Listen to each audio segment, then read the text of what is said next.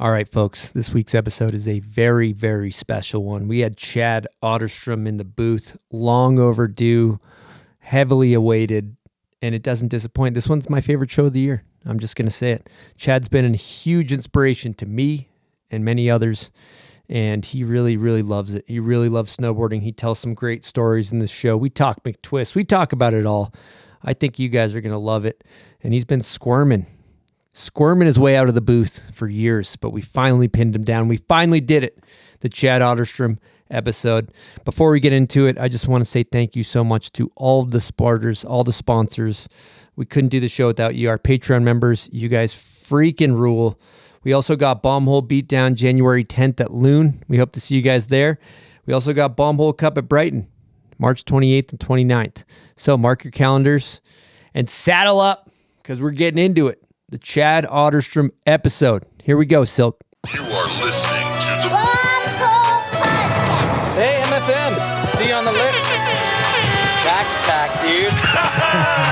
Bon voyage! Get that damn car off of the hill. Slide down them big hills. You know what I mean? On the big, nice burgundy snowboard. All right, folks, welcome to the Bomb Hole. Today, co-hosting, we got Maddie Peterson to my right. What's happening, Maddie? Stoked to be here. Happy that you're here. It's a real treat. And on production, we got Silk D. What's happening, Silk? Living the dream. Love that for you. And the man of the hour, we got Chad Otterstrom in studio. Chopper, what is happening, my friend? Just kind of having the time of my life, you know? Feeling pretty mission complete. I'm going to be doing a lot of stuff in the future, but, you know, it's been a good ride, and, you know, I figured I'd give you a call and be like, what up? Yeah, thank you for finally answering my phone calls and coming and doing this. We appreciate that. How was you guys staying at the Evo? How was that last night? Very nice. Yeah, you guys do some climbing? We didn't do any climbing, but that place is like a little hub. You got the bouldering, you got the store, you got the bar. Good vibes. Yeah. It was really cool. A funny story. It's kind of an adventure hotel, and we ran into Nick Russell, who's like the head of the adventure crew. Hung with him for 2 days. Pretty awesome.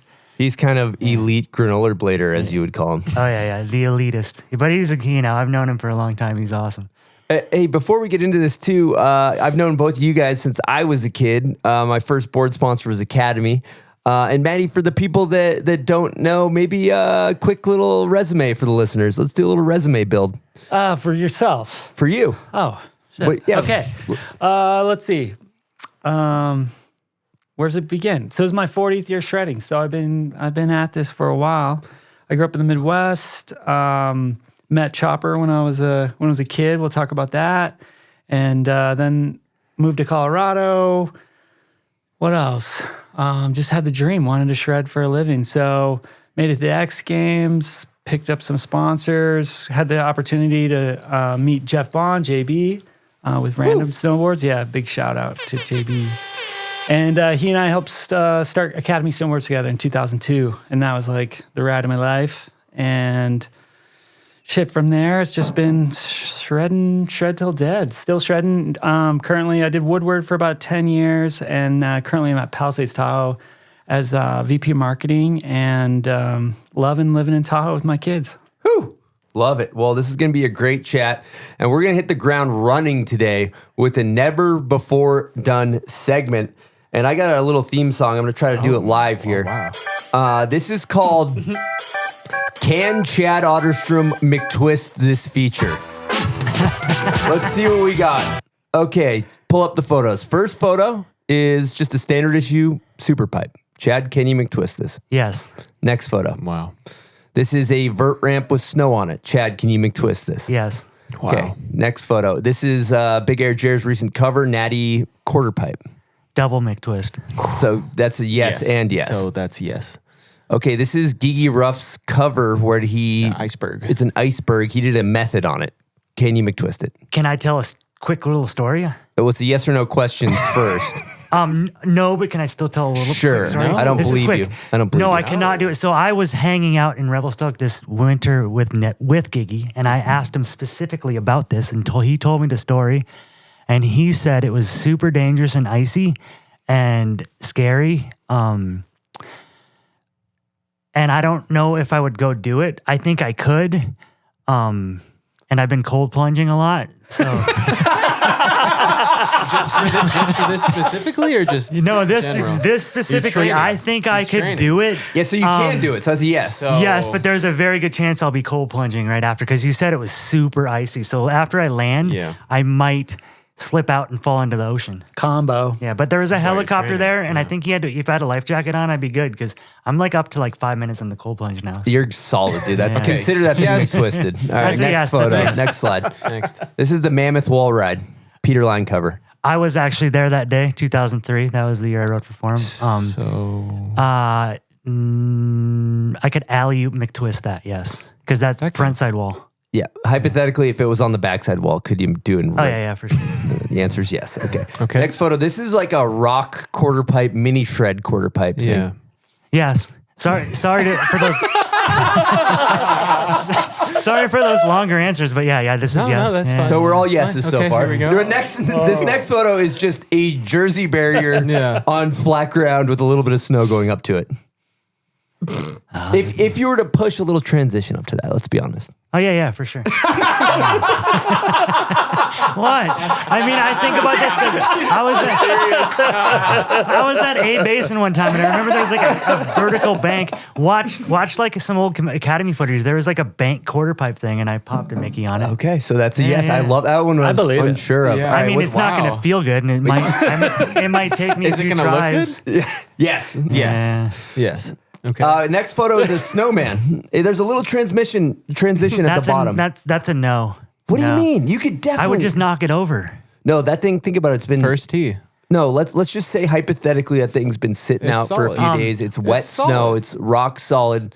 You got a little transition at the bottom. Yeah, a handful of snow. No, well, if you watch my Insta this last early season, there was a snowmaking whaler that kind of looked like that without the two bumps, and I did one on that. So I'm gonna give it a 90% yes. So like that. So yes. Yes. I mean, it would eventually happen. We talked him into it. Yes. Sorry, I'm like trying to talk myself into this. This is how I think. I'm sorry, dude. Chad could definitely McTwist the snowman. That's a fact. All right. Last slide. Last slide. Last one. It's basically just it's a snow boulder. All it is a snow boulder. No. That's not. I mean, how high is that snow boulder? It's hard to say. I Google image snow boulder. That's all I came up with. Let's say it's about. What do you think? 3 feet tall? I mean, are we 3 feet tall? Bigger. How about this? Oh yes, I could do it. I mean, to me, it looked like it's a foot tall, and I'm like, I couldn't get the leverage. Okay. If I could get leverage on that part of that snowball, I could do it. It's all about leverage. So if it was a foot tall, but you could a foot tall, no, I would just. If there was leverage, though. If it was like a little taller than this table, like maybe like chest height, for sure. Like wall ride McTwist, just on this, you hit it sideways, and you kind of just get your board up, and then you throw hard. I mean, it's not going to look good, and you know. So for the record, let the record show that it's all yeses across the entire board. And my opinion in a McTwist is like an inverted, 180 front flip, backside 540 upside down, whatever you want to call it. So yeah, I could probably do a flip and a 180 off of that. Chad, can I pitch something for you? Vanity plates, Colorado, McTwist. Pulling up to copper, dude. Can we get the McTwist vanity plate? Let's get that going. So, I mean, I was talking to you about that a little bit, but I have a vanity plate on my car that says, I'd rather be snowboarding, and it said Kingpin Manufacturing on it, which is a snowboard brand I built. Way too many letters for a vanity. I know you're 7 saying letters. that, but this is kind of an issue for me because that's been on my car for. Oh, you're talking about the plate cover? Plate cover. Okay, well, I'm talking about the actual. Name. I want the license plate. Yeah, now I can keep them both. It's going down. Yeah.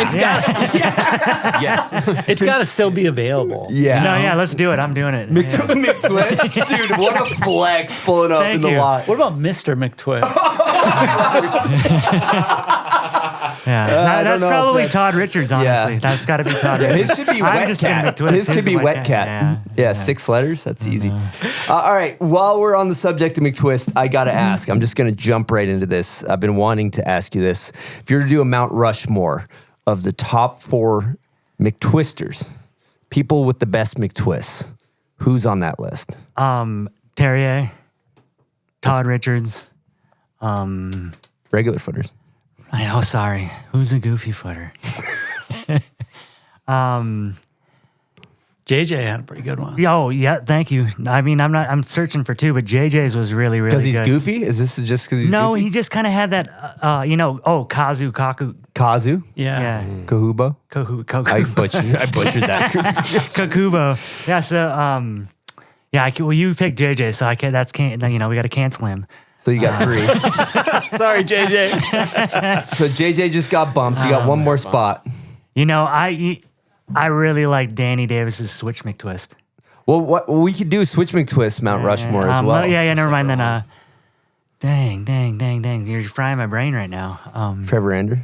Duh, dude, McTrevor Andrew. Yeah. Yeah. So, You're welcome. and that would have been mine. Excellent work, Chris. I think in an old like, what was it, a whiskey movie or Wildcats movie, that his title was like McTrevor Andrew for the he made $1 million out of this. Is what he was claiming here. So solid. I mean, he should have been maybe number 1 then. But I love that. Well, while we're at it, let's jump into the Mount Rushmore Switch McTwisters. You can't put yourself on the list for the record. No, for sure. So I learned Switch McTwist at Mount Hood in '97, and Jake Blattner, Midwest represent, was on Solomon, and he rolls through and does a Switch McTwist, and I'm like, damn, that was sick. And so Jake Blattner, number 1, my first Switch McTwist. Peter Line, Danny Davis, JJ Thomas, bronze medal Switch McTwist. Oh, he had it in his run. Yeah. Whew. Okay. Yeah. That's a solid list. Yeah. I love that. All right. We got to the bottom of some important stuff there. Yeah, so wow. Chad can McTwist everything, and we know it's Mount Rushmore. Nice. All right. What else is there? Only 3 more hours of McTwist talk, and we should be able to get to the rest of the conversation. All right, let's run it back to the beginning. Chad, Midwest Loke Dog, grew up on the Midwest. How did you get into snowboarding? What did it look like? It started out snow sledding, kind of on sleds in my backyard. I had hills, and then my dad got my whole family into skiing in about 1983, 84. And I think I went to a place called Como Park, and it was a tow rope once, but we all had ski gear. And I remember we had a hill in our backyard, so my brothers and I would ski. And then in the mid 80s, my brother Andy got really into skateboarding, like the Thrasher, Rad, a little bit before maybe even Bones Brigade era. And he started skating, so like I saw him and his crew like kind of come up, and there was like this kid had a vert ramp down the road, and there's like launch ramps all over the neighborhood. Like that was like the Woodward back then. You'd take the launch ramp into the grass as opposed to the ground. And so there's just kids launching everywhere, and snowboarding hadn't really come around yet. And then we just heard about it, and then like magazines like ISM, International Snowboard Magazine, Transworld came out in like 87. And it was just like there's this new thing called snowboarding, and we were like, we want to do that, because we were skiers, and the culture was definitely skateboarding in my eyes. Like the ski movie Hot Dog was out, but it was just kind of like super too Hollywood. But like I was watching my brother and his friends like wearing trench coats and doing like hand plant wall rides on like wave ramps in our garage. And then, like I said, we wanted to get these snowboards. Like that's what we wanted. And I remember being at Target or something with my mom when I was in 1988. And there was this snowboard, a Black Snow Legend, and it was like a $40 snowboard, plastic snowboard with no edges. And I'm like, she's like, would you want one of those? And I'm like, duh. And not thinking I was going to get it, it showed up for Christmas. Woo. And I'm just like, Shout out Santa. Shout out. yeah, Mom. dude. And like, you know what I mean? Like when you're a kid and you get your first snowboard, you just put it on the ground and you just stare at it for like hours. And you're just like, you know what I mean? Like you love it so much. It's like when you're sitting in school and there's that girl you like and you're just kind of like, and it's kind of awkward, but you're just like, and then, so I had a backyard and I had kind of already broken it in with skis and sled, and my whole neighborhood was these mini hills, and we had this thing called like the high road and the low road, and it was like literally like an AK steep line. And I remember like the Just of the Tip photo would have been like insane back then, because it was like, we got snow in Minnesota, and I remember doing like AK powder turns in 88 in Minnesota. With the black snow. With the black snow. No edges needed. And it was all flexy, and then that whole year went by, and I was like just ripping the backyard, hitting the ski kickers we hit, like trying back threes and stuff, and that thing actually rolled really good. And then I remember hitting a jump one time, and I smashed the high back off, and it was over, and I'm like, what do I do now? I'm like 11 or 12 years old. I'm like, I can't get a new snowboard, and all the other ones are expensive. But they had the magazines, and on the back of the magazines, they had like the mail order boards that were from the year before that were cheap. and I had just started mowing lawns. So I could start making, $10 at a time mowing lawns. And there was like a Kemper mini Rampage for $200. And I'm like, that's 20 lawns. I got this. And so like that summer, I'm like mowed the lawn, saved the money, and got the mail order board. And it was like the same thing. I get that thing, and I had these neon green bindings, and I'm just like looking at it. And I'm like, all right. And then that was my first experience going to a ski area. We went to Spirit Mountain, and I remember I had Sorel boots, and there you started at the top of the mountain. So there's just no getting ready or even going up a lift. And I put the Sorel boots in, and I go down, and that thing was like a 2x4. Like compared to that Flexi Black Snow, like it sucked. And like I couldn't even make it down the hill. And I'm just like, what is wrong with this thing? I don't know how to snowboard. And like, I feel like that year, I never made it down the hill once without falling the whole year. Like I was horrible at it. I'm like, what's going on? I would still go in my backyard and try like back threes off jumps, but you didn't even know how to use your edge. You're just kind of like helicopter. And anyways, that year, I just didn't really learn how to snowboard. It was all in my backyard. I think that was 7th grade. And the movie Bert and Chill came out. So I saw live snowboarding on TV, as opposed to just a magazine. And it was like Craig Kelly, Jeff Brushy, like Brushy raps to his own part and like hits rails.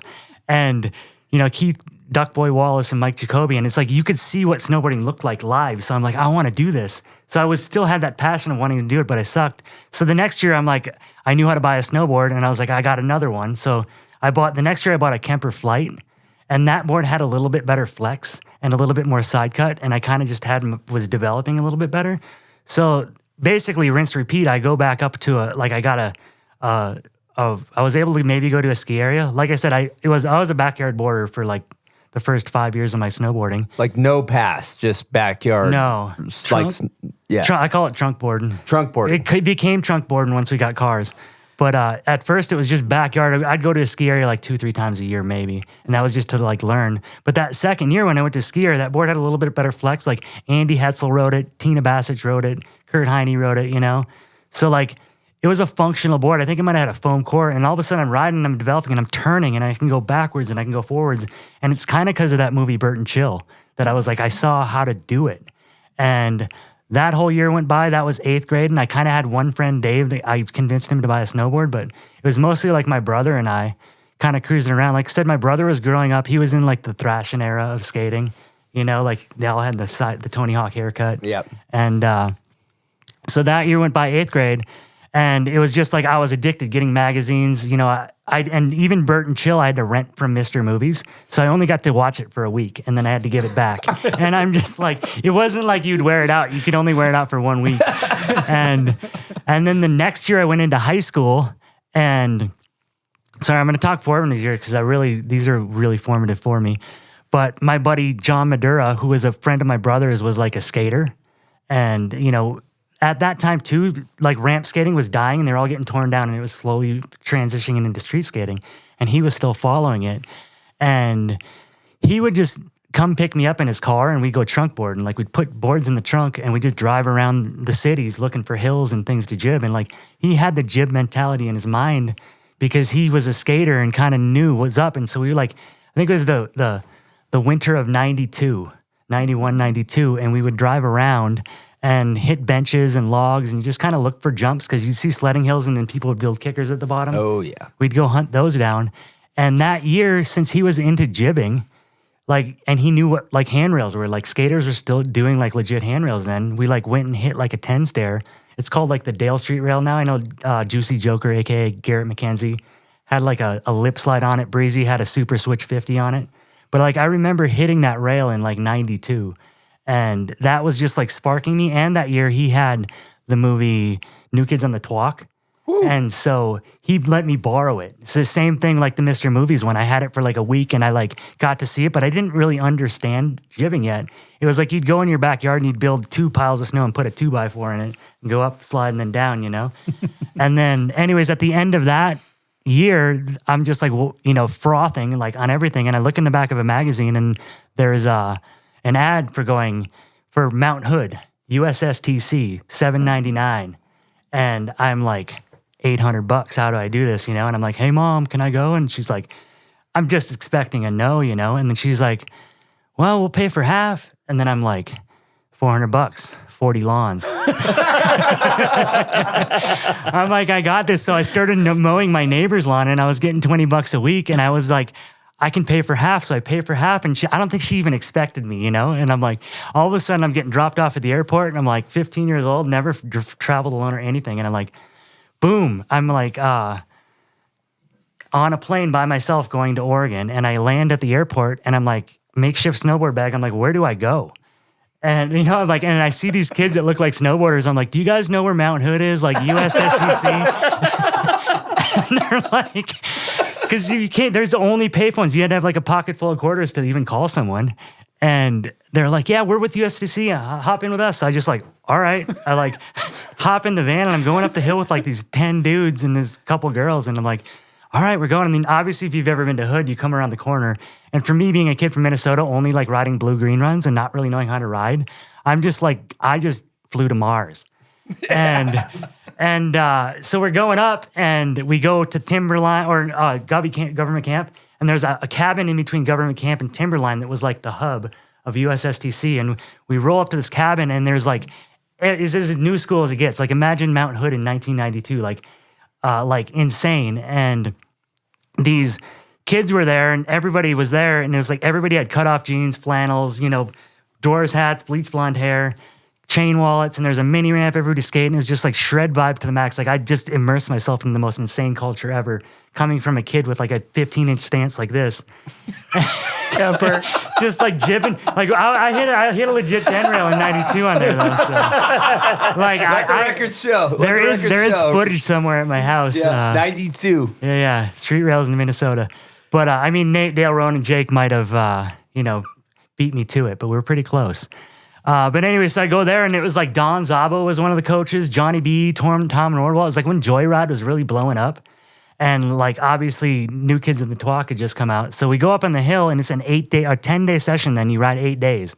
Now it's just 5-day sessions. So like the first 4 days, we're just kind of cruising the mountain, and buttering wasn't really a thing yet, but bonking rocks was, and ollieing rocks. So we would just ride around and ollie and bonk rocks. And I was like, I'm just ruining my snowboard, but also I'm learning how to snowboard, because going from those flat hills in Minnesota to like Palmer Glacier, it was just like, oh my God. And like they taught me how to turn, and still to this day at Midlife Crisis Week, I put on a turn clinic. I keep it real for Tom Nordwall. Damn. And I put on a good turn clinic. It's probably one of the best in the world. And I'm serious. And you got to come to it next year. That'd be so awesome. I don't know how to turn. I could use that. Yeah. What about Bonk Clinic? You guys? So Bonk Clinic, and if you look at the Johnny B Joyride board, he's got that bird getting bonked in the head. Yeah. And he was the one teaching me how to bonk. And anyway, so we bonked rocks, and he taught me how to turn for 4 days. And then the half pipe opened. So the half pipe opens. You guys, why isn't that? This is serious again.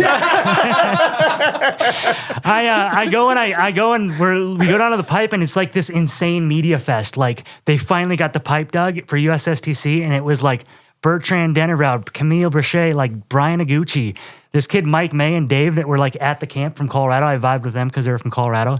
They had like 25-inch stances, no high backs, and they were doing like 8-foot backside airs and stuff. It was insane. Just like, dude, like people all along the pipe. Yeah. And I'm just like frothing. I actually have pictures from my disposable camera from it. And I'm just like, it doesn't even seem real. Like I said, Mars. And I was actually talking to Peter Line about it this summer. And I was like, yo, I was there when Gooch did the first back sub, or 59. I saw it. And Peter's like, I was there that day too. He's like, that's when Heine discovered me. And I'm like, dude, like we were there the same day, 92. That was 33 years ago. And, so I'm just like frothing, sunburning myself and having the time of my life. And like all those coaches that first summer were so inspirational. Like Zabo's still out there. Johnny B, rest in peace, passed away. I think Andy Wolf passed away too, rest in peace. But those guys were all out. Nordwall still lives in Oregon, and kind of keep in touch with them on the internet. But I went home from that week, and I'm just like sunburnt and cooked. And my mom's like, what happened to you? And I'm like, like spiritual experience for a 15-year-old. Oh, yeah. Yeah, that's got to be crazy, too, because, like, in the Midwest then, there weren't many shredders, right? No. And, like, you learned from the magazines, and you learned from the, like, Mr. Movie rental, and then you go to, like, where it's actually happening, and then you, like, come back to the Midwest. Like, what was that like to go from like the center of culture back to suburbia, Minnesota? We brought it back, or I did. Do you bump the stance out a little bit? Oh, dude. Yeah, 22. Straight up. You went from 15 to 22. Joe Gisking ran Al John's at the time, and I ordered a Johnny B Joyride, like straight out the gates. And I would call him every single day. He's like, the Joyride there? Shout out Joe Gisking, by the way. He started Phobia Skate Shop. Every day I'm like, Joyride there? And he's like, Joyride's not here. And it showed up late. And then the Eldorado actually came in earlier, so I was like, all right, I guess I'll get the Eldorado. It was a 159. I'm 145 pounds. 22-inch stance. 20 pounds. High backs? No high backs. No, I had a Joyride high backs then. Okay. Because I got the bindings, so I just kept them on. But anyways, to go back after Hood, I go to this shop called the Alt Bike and Board, J. Erickson, shout out J. Erickson, and I go to ask one of the employees. I had a job at Target pushing carts, so I was making a little more money after that summer. And because I think I was 16 then, I turned 16 in July. And I was like, hey, I want to get a snowboard movie. What snowboard movie I should buy? And he hands me The Hard, the Hungry, and the Homeless. Oh. And I'm like, and if any snowboarder from that era tells you anything, that was the video that changed it all. So I bring this home and I put it in and I'm like, I saw that. I saw that. And it was like Johnny B, Brian Aguchi. So I was like there watching this movie live just 2 months earlier go down, and then Dogger edited it and came to the shop. So like that was like not just a game changer, but like I said, the movie before was New Kids on the Twaka, didn't understand it, and then Bert and Chill. And then that movie like opened up Minnesota to me. So I like immediately called my buddy John. I'm like, dude, come over and watch this movie. And we watch it, and then it's like, no, like seriously, I was so addicted to this. I worked at Target, and it was like, I'd have 15-minute breaks, and I'd go into the break room, and I'd put it in the VCR and just watch it. And I'd take it out, and then I'd like show my skier friend that worked there, and he's like, I'm just into going fast. I'm like, no, dude, this is what's up. Like, did you keep that tape in your pocket? Yeah, you're like, dude, Go to work with HHH in your pocket? That's a flex. and I mean, and then in magazines too, it's like you have them in your desk, you know, at school. Picture this. You just hiked to the park for 3 hours. Your homie finally lands that trick. Everybody is screaming, losing their minds, stoked. And someone tosses you a Pacifico. That's the moment right there. Crisp, golden, no nonsense. The perfect way to end a day on the slopes. And here's the thing. Pacifico isn't just about celebrating the perfect tricks, okay? It's about the entire ride from the makes to the slams. It's about finding your own way. Whether you're chasing snow across state lines, hitting local spots no one else has ever found, or just riding how you want to ride. Pacifico is the Bomb Hole's go-to beer to have after every trip, every session, every mission. We're fired up that they're back in this episode and the pod. So crack one open, kick back, and find your own way with Pacifico. 21 plus, discover responsibly. Pacifico Clara beer, imported by Crown Imports, Chicago, Illinois.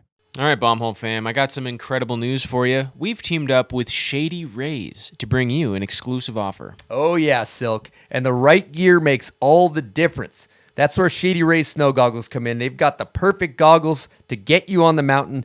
Everything you need in one go without the hassle. I got a question, Silk. Yep. What if you want to customize your ShadyRays goggles? That's a great question. I'm glad you asked. They got you covered there too. From lens swap options to strap options, you can build your own setup to ride exactly how you want to ride. What if you don't like the fit of your goggles, or you kind of ding them up a little bit? That's a very reasonable worry. A lot of stuff happens out there.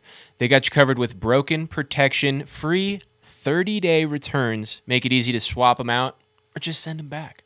So gear up with premium goggles built for the mountain with the style and protection you need at a price that keeps it all within reach. Yep. So we've teamed up with ShadyRays to bring you an exclusive offer, Silk. What is that offer? Yeah, you can head on over to ShadyRays.com and use promo code BOMBHOLE, and you're going to get a whopping 30% off any snow goggles or polarized sunglasses.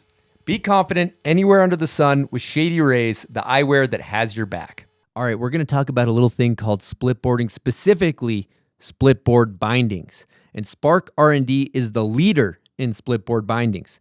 Designed and manufactured in the USA by actual splitboarders, These bindings are built to handle everything from deep powder to sketchy ridgelines with ease. Since 2006, they've been dedicated to pushing innovation in splitboarding, designing and manufacturing top-tier gear right at the base of the Bridger Mountains in Bozeman, Montana. These award-winning bindings boast superior performance with their Tesla T1 system. Transitions are fast, smooth, and hassle-free, so you can spend less time fumbling with gear and more time charging lines. It's true. It is a quick transition. Now, whether you're touring for that perfect couloir or just getting after some untouched mom or dad turns, Spark R&D has your back. So hit up sparkrnd.com, get dialed in, and get after it. Because in the backcountry, reliability isn't optional, it's everything. I went from that to trunk boarding. It was like I got my license that summer and I was able to borrow my parents' car every once in a while. I think I would go, tickets weren't that expensive, but when we were just more into like going around the city and just like finding hills and jumps and jibs because it was just a little more affordable and realistic. So we would go to a hill like maybe every 2 weeks, but we didn't have passes yet that year. And then, so that was 10th grade and that was like super formative because if you watch the movies from 92, 93, 94, they're like skyrocketing, especially MacDog movies. So that whole year we just did the same thing and I have footage of it. Like some of the benches and then the rails we hit are still there and I kind of want to like go back and hit them, you know what I mean? And that year too, I kind of was like trying to get good and I was starting to get good and I wanted to do contests and I think I did a couple contests and just fell. I remember I did a half pipe contest at Trollhagen and it was just like kind of banks. And when I was they're like, the more hits, the better you're going to do. And I tried to get a bunch of hits and I didn't do good. And anyways, so that year it was just rinse, repeat. We went back to Hood. My buddy John and I drove from Minnesota and all the way across the States and then stayed at Mount Hood. Same dudes, Johnny B, Andy Wolf. But it was just a little bit more new school. There was like rails in the park and then there's a box in the park and the half pipe was in the park. And that was just like another formative year. And so at the end of that year, we were all kind of full-time skaters in the summer too. You know, when you have like 33 millimeter wheels and you're just like triple kick flips. Huge pants. Yeah, huge pants. Like straight, like a triple kick flip was something you really wanted to do. I did 3 of it. It's kind of like the triple cork and half pipe now. But that was like, you're like, you need these small wheels so your board can flip super fast. And I mean, yeah, I think it's like that movie Ravers. It's like Reynolds. It's like a birdhouse movie, and it's just like. Yeah, you don't flick it. You just pedal it straight down. You're just like a bicycle. So we got that, but then that year, so that was going in from 10th to 11th grade, and we're all kind of growing up, and we're like, I had these buddy Justin, Eric, and Glenn. My buddy John had kind of like moved on a little bit, and they were skaters too. Like Glenn had questionable video and virtual reality Plan B movies. So we watched those and go skate, and then we're like, let's get some season passes. Where should we get it? And we're like, well, Afton Alps, Highland Hills, and Buck Hill were kind of like through the city from where I lived. So we're like, let's get one at Trollhagen because it's north of where I live. Because I grew up in Minnesota, like 10 minutes north of St. Paul, Minneapolis, and just like a mellow suburb. Like I had a great family. They're just kind of like we just had an average lifestyle, middle class family in suburbia north of the cities. But anyways, we got passes at Trollhagen. And we're like, we're really doing this, you know what I mean? We have your little thing, and you're just like, this is it. My friend's mom still has it at his house. And we roll up, and we're like doing it, 93. And this is where I said I did the first pretzel from Oh, yeah. front board This is major. Let's go on record with this. Explain first ever front board pretzel. So Justin, Eric, Glenn, and I have video of this so we can prove it. Back then it was you pull logs out on the run, ski patrol get pissed. Jib by any means necessary. You just like we were pulling this log out on the run, and we're just doing jibs. And like my buddy Eric did a back 2.7. I remember being like, maybe first back 2.7. Then Kevin Jones was like, nah, dude, Mike Hatchett or Dave Hatchett, and he proved it. He put a video out before, and then I got a video of me doing front board, and you kind of could get some grip on the wood, and then I pop out pretzel. And so, yeah, that was it. But anyways, hold on. I'm not going to claim. Hold on. We are going to claim that. Yeah, first ever front board pretzel, and it's on lumber. That's even harder than steel.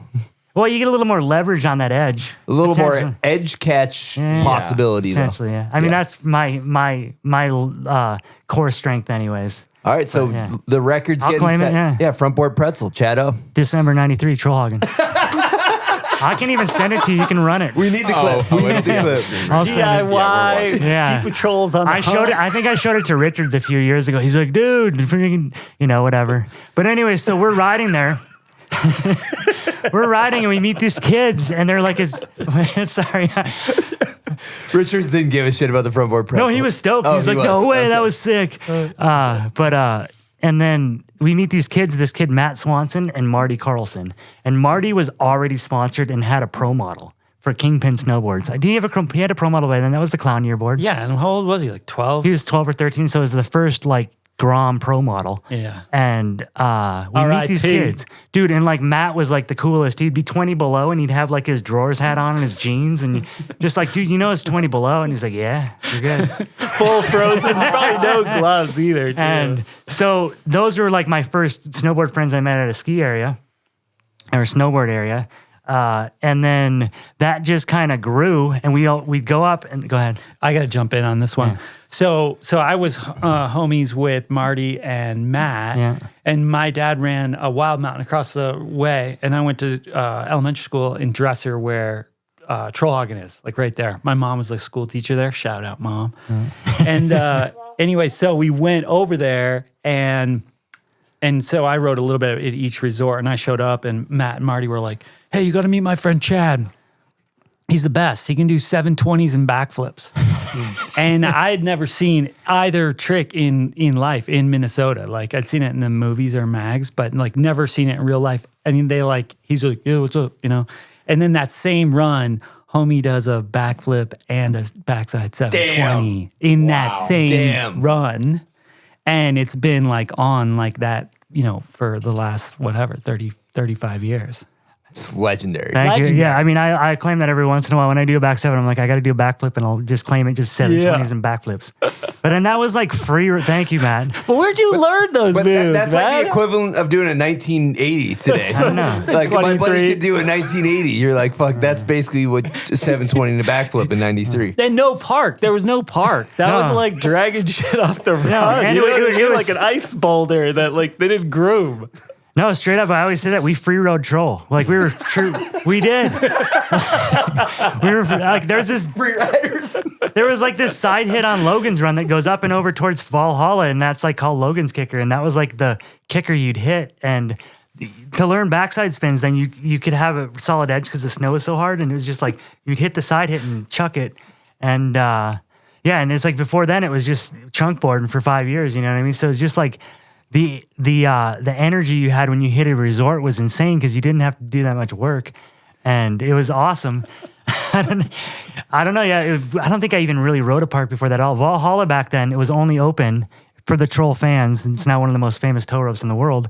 Shout out Jumpin' Judy. Yeah, there's a run there called Jumpin' Judy, and it used to be the tow rope was only open from 9 to 3 on Saturday and Sunday, and there was like a lift line spool for our jib, and then like a little pole jam that went into the half pipe that didn't go to vert. So the half pipe was like a side to side thing where you just jump the deck, so you're able to really get your edge in when you spin, if that makes sense, because you're side hilling. Basically, just did flyouts, right? Flyouts. Right? Yeah, exactly. Essentially, Flyouts. like what you but there was call- a landing. Yeah, flyouts. Yeah, side hit flyouts. I remember that was my first contest I won that year, was that early season, and Matt, I'm pretty sure Matt was there. It's called the No Vibe Soul Ride, and I remember kind of being like, I'm good, I can maybe win this. And it was at Wild Mountain, and they literally drug a car up on the hill, and it was like a broken down car, and a cat dragged the car up on the hill, and that was like the last jib, and they just put some snow up to it, kind of like the Jersey barrier. Yeah, it sounds like Bomb Honk Up. Yeah, probably. I don't know. Did you guys do that? Sorry. Jump over a little. Oh yeah, totally, for sure. A little more. Yeah. Good jump. Yours was more A little put more together. No, this If you was can like imagine this was that. like a legitimate.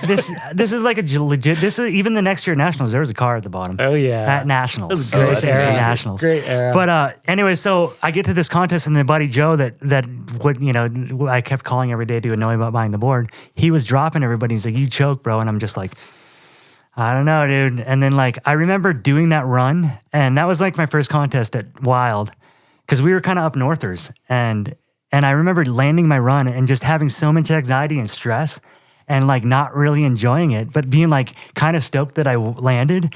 And then this was like at 4:00. And this is just like a story that I remember for the rest of my life. My buddy John, who's like kind of an inspiration for me, there's a run at Wild called Southern Route, and there's another one called Northern Route. And we went all the way to Northern Route, and it's like 4:00. And the granola bladers call it the refreeze when the slush gets like a little crisp on, or like a little glaze on it, and starts getting really fast.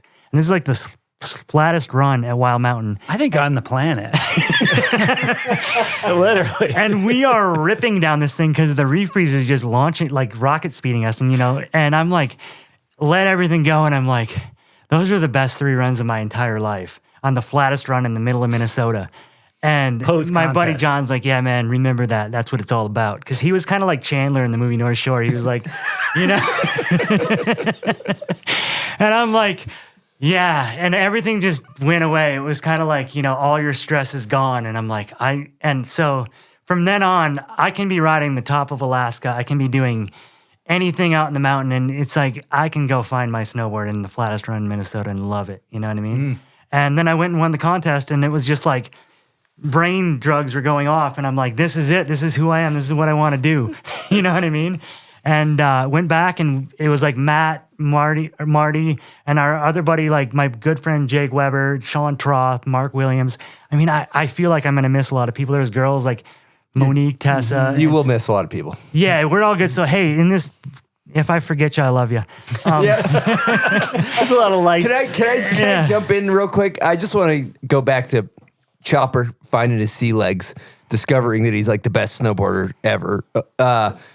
When you go to a contest back in the day with Chad, and you're showing up, like everyone else is basically fucked, right? Like everybody's competing for second place. We would roll deep. So there'd be all the crews. There'd be like one Afton crew, a Highland crew, and we had our crew when we would show up, and we rolled with the best homie. And so it was, he won every contest we ever went to. It wasn't even close. He was making up tricks at each contest. No one at the Upper Midwest Point Series had seen any of the moves. In real life. Yeah. Yeah, we rolled deep when we... Bad day to be a competitor against Chad O in those days. Straight up. Still is, Straight actually. up. I mean, I just wanted to, prove, like, that's what I had. I don't know. I'm not like, I wanted to prove to myself that I could do something. I was young, I kind of like grew up a very introverted, shy kid, and I found my sword with my snowboard. So I was like, that was it. But that was kind of cool too. Even as like a close homie, we didn't know what you're going to do. Like you were so introverted, you just like you'd be like, we're like, was that a backside 900? Was that 2.5? Like we have never, has anyone ever seen that before? Like, I think you just did it, Yeah. But I just thought it was funny. Like I never remember you telling us what you're going to do. You're always just so quiet. Oh yeah. I just sit in the corner, and I remember in those contests, I would just be like, I need to focus, and I'd get away from everybody and just sit there and run my run through my head until I'd drop, and then I'd go. I got a question for you. Some people that I think verbally have a hard time expressing themselves can express themselves better on a snowboard. Do you feel like you're one of those people? Yeah. I express myself through my snowboard 100%. Yeah. It just it releases stress, and I don't even know. I'm definitely not the best at talking. You are great. I'm enjoying listening to you talk right now. Well, you also mentioned granola blading. Did you coin that term? Oh, I told Matt the other day, I'm like, these kids are going to be stoked. Hot topic. These guys are going to be stoked. Like, so I was a coach for Ross Powers. Ross was my boss for Stratton Mountain School West. And I'm serious. Yeah, I know. Yeah, I know you are. And these kids showed up. I mean, this is going to be an interesting story to tell. I'm just trying to tell it correctly. But this kid, Benji, right? This was the first year I coached. The next year was like this kid Kirk and Evan came in, and Hannah and Maverick. We had a great crew the second year too. But this is my first crew was this kid Benji, Xander, and Noel. And I had these 3 kids. I had this kid Maverick, but he hurt himself at the beginning. And we'd ride around, and I was coaching all year, so I couldn't like go snowboard for myself. So afterwards, I'd go splitboarding. And I'd get back, they'd be like, what'd you do last night? Because I'd be posting these clips of me riding at like 5 o'clock at night. And I'm like, I just go splitboarding after work to ride for myself. And I was like, it's like granola hippie boarding, skiing uphill. And this girl, Noelle, called herself Snowell on Instagram. And then Benji would just make fun of us because he was like the young kid in our group. And he's like, Noelle, you're like a rollerblader, snowblader. And then I was like the granola eating skier going uphill, and then he started calling me the granola later. So it was one of your kids you coached? One of the kids I coached, this kid Benji Reyes and Xander, they're from Nantucket Island, snowboarders from Nantucket. And they ended up going to Vermont to ski and snowboard, or to snowboard. So that's how that name was coined. And then that turned into like adult boarding and granola bar, and then granola mobile is a sprinter van. And it was just entertaining. And it actually, I talk to those guys about it every once in a while. I was like, do you guys know that it's been like coined on the bomb hole like a bunch? they're like, yeah. It's actually the correct term for split boarding. It is, 100%. It's truly the actual term. The art of skiing uphill and eating granola to snowboard down. I think it's called, the proper term, ski board. Ski board? Yeah. Ski up, board down. Yeah. Ski board. Yeah. All right, we'll get back to, so did you end up going to nationals when you were competing? Did you do the circuit? No, not at all. So for that first year, I wanted to go to nationals, but it fell off. I'd ended up going the next year. But before we get into the next year, real quick, I got to talk about getting sponsored. I would love to hear about it. But anyways, at the end of that year, there's a contest at Troll, and I'm like, I think I can do good. I can win. And all the good kids show up, and I had Troll dialed because I rode there. And Marty was there, and then these dudes, Dorn and Roger, who own Kingpin Snowboards, were there. And I won, and I was on a Burton brushy DJ board then, and they came up to me at the end of that, and they're like, hey, do you want to ride for Kingpin? And I'm like, duh. I'm like, yeah. And I was like so like honored, and like I'm on the team with Marty Carlson now, you know what I mean? So there's a couple other kids, this kid Asher and this kid Justin Swazer that had ridden for him too. Tom Meyerhoff, I think, buddies with Rowan and those guys. But so then I got sponsored, and then want to go back to Mount Hood again. So I convinced Marty and Jake to go back to Hood, and we show up to the same lodge the third year in a row, and we roll in, and there's Peter Line and Blaze Rosenthal sitting right there.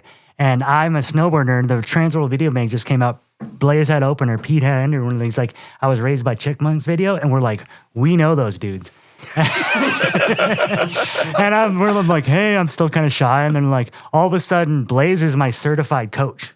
And I still have like the USSTC certification plaque at my house. I straight up do it. It says Blaze's name on it. And it's not a plaque, but it's a piece of paper. But there was only like 12 kids at the camp, you know what I mean? So we just rolled as a gang. It was like even Chris Sato was one of the coaches. I don't know if you ever met Chris Sato. Oh, yeah. Yeah, so he was one of the coaches. He's like in Lamar. And Kyle Phillips, I don't know if you know, I think he works for Air Blaster now, but he was a digger. And Andy Wolf was still there. So it's full rinse repeat, but like we're riding with Peter Line, Blaze Rosenthal. Noah Selaznik would like roll through during our rail sessions. And like Marty got a checkout in Transworld that year that I wrote, doing like the most classic front board with like these jeans on, like, and Jake was there. Like Jake was like our friend that was like the really, really good skater. Like we'd skate downtown Minneapolis, and he was like, you know, one of the better skaters. Like it would be like a Love Park. JTW. Yeah, JTW. Shout out Jake. Ended up being my roommate, still my good friend, hung out in the summer. But anyway, so that summer goes by and we just become friends. Like I get, you know, but then you leave then and you don't really exchange numbers, and you're just like, later guys, it's not like, hey bro, we're Instagram friends. That's what I'm a guide for Mint Tours in Japan, and I always tell my clients, I'm like, at the end of our trip, we're all going to be good Instagram friends. but so yeah, that didn't happen back then. And write me a letter. Yeah, no, that was letter writing days. Like you had to write a letter and send a VHS tape in. So that year goes by, and then that fall comes up, and I'm just back, you know, living the high life. Going into the senior year, I'm a sponsored snowboarder. What's your stance just width? Out of curiosity. 21, I think. Okay, bumped it in just and a it little was bit. like 12. Bumped it in a little. And it was back then there was no duck. Like duck was kind of scary. It was like 20 or like 8 or like 12 and like maybe 0. Okay, solid. Maybe. All right, so you're back really in Minnesota. Just yeah, and then I get a call in the fall, and it's Peter Line. He's like, "Hey man, what up? It's Peter." And I'm like, he's like, "Hey, do you want to ride for Division 23?" And I'm like, "Yeah." He's like, "We'll put you in the magazines. We'll blow you up and this and that." And I'm like, I just signed a contract with Kingpin, and so I called Doran, and I'm like, "Hey man, Peter Line just called me, and he wants." I was like, I'll call you back, Peter, or something. I don't even remember. But I was still a really shy, introverted kid. And I was like, Peter Line wants me to ride for Division 23. Can I do it? He's like, well, you just signed a contract. And I'm like, and I'm like, wasn't one of those dudes that was just like, it doesn't matter, I'm jumping ship. And I was like, I just stayed true to it. And it was my buddy Marty that I got on the team with. So I was like, I can't like jump ship for this dude across the street. or across the country. And I felt really bad, and I never really even called him back. And I was just like, I guess I'm not doing this. And I talked about it, and I was honestly kind of bummed for a few years because Kingpin ended up going out of business the next year. But I talked to you about it with JB the other day. He's like, man, you know, sometimes certain doors close so other ones can open. And had I gotten on D23 that year, Peter skyrocketed, like I like to call a Bitcoin bull run, right then, you know what I mean? He went from Bitcoin bull run. He did. And I'm like, it was a good IPO to get in that was just on the rise. That's all that was. Peter, if you got in on early on Peter line, you were making money. That's a fact. Yeah, hot stock tip. Yeah. And so, I mean, he was on the other side of the country. So if you think about it, I wasn't on that run, and I might have just got left in the dust, and then I would have left Kingpin in the dust. And so I stayed on, and that year, I never really got back to him. And that year, we were talking about, the first contest was Jake, Matt, Marty, and I went up to this place called Blackjack in the UP. Have you ever been to the UP? I don't know. Upper Peninsula, Michigan? Yeah, I jibbed up there. Yeah, I think that's where Breezy did a lot of his stuff. Goddamn cold up Marquette technically? Marquette's so far. Marquette's like another planet. Yeah, I've been into Marquette before. So we're up there doing a contest, and there's this kid, John Cow, and he's like the good kid, and he snakes my buddy Matt, and he's like, you snooze, you lose, bro. And I'm just like, that kid, like pissed, you know? I'm like, so he was like my arch nemesis right out the gates. And he was the best. He was the best. All the contests. He was the best. Oh yeah, he was reigning champ. Reigning champ. And rest in peace, John Cow. I wish you were still here. I love you, brother. But you just started fucking him up, I bet. Yeah, I mean, for the rest of that year, he won that contest. Marty won that contest. For the rest of that year, like Matt said, Mortal Kombat, like fatality.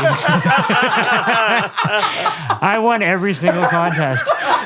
And I was the spin to win guy. I would go up and I'd just be like, oh, there's a bump, back 9. And they're like, you're a spin to win dude. I'm like, I'm just beating you. Watch this front 3 nose ball.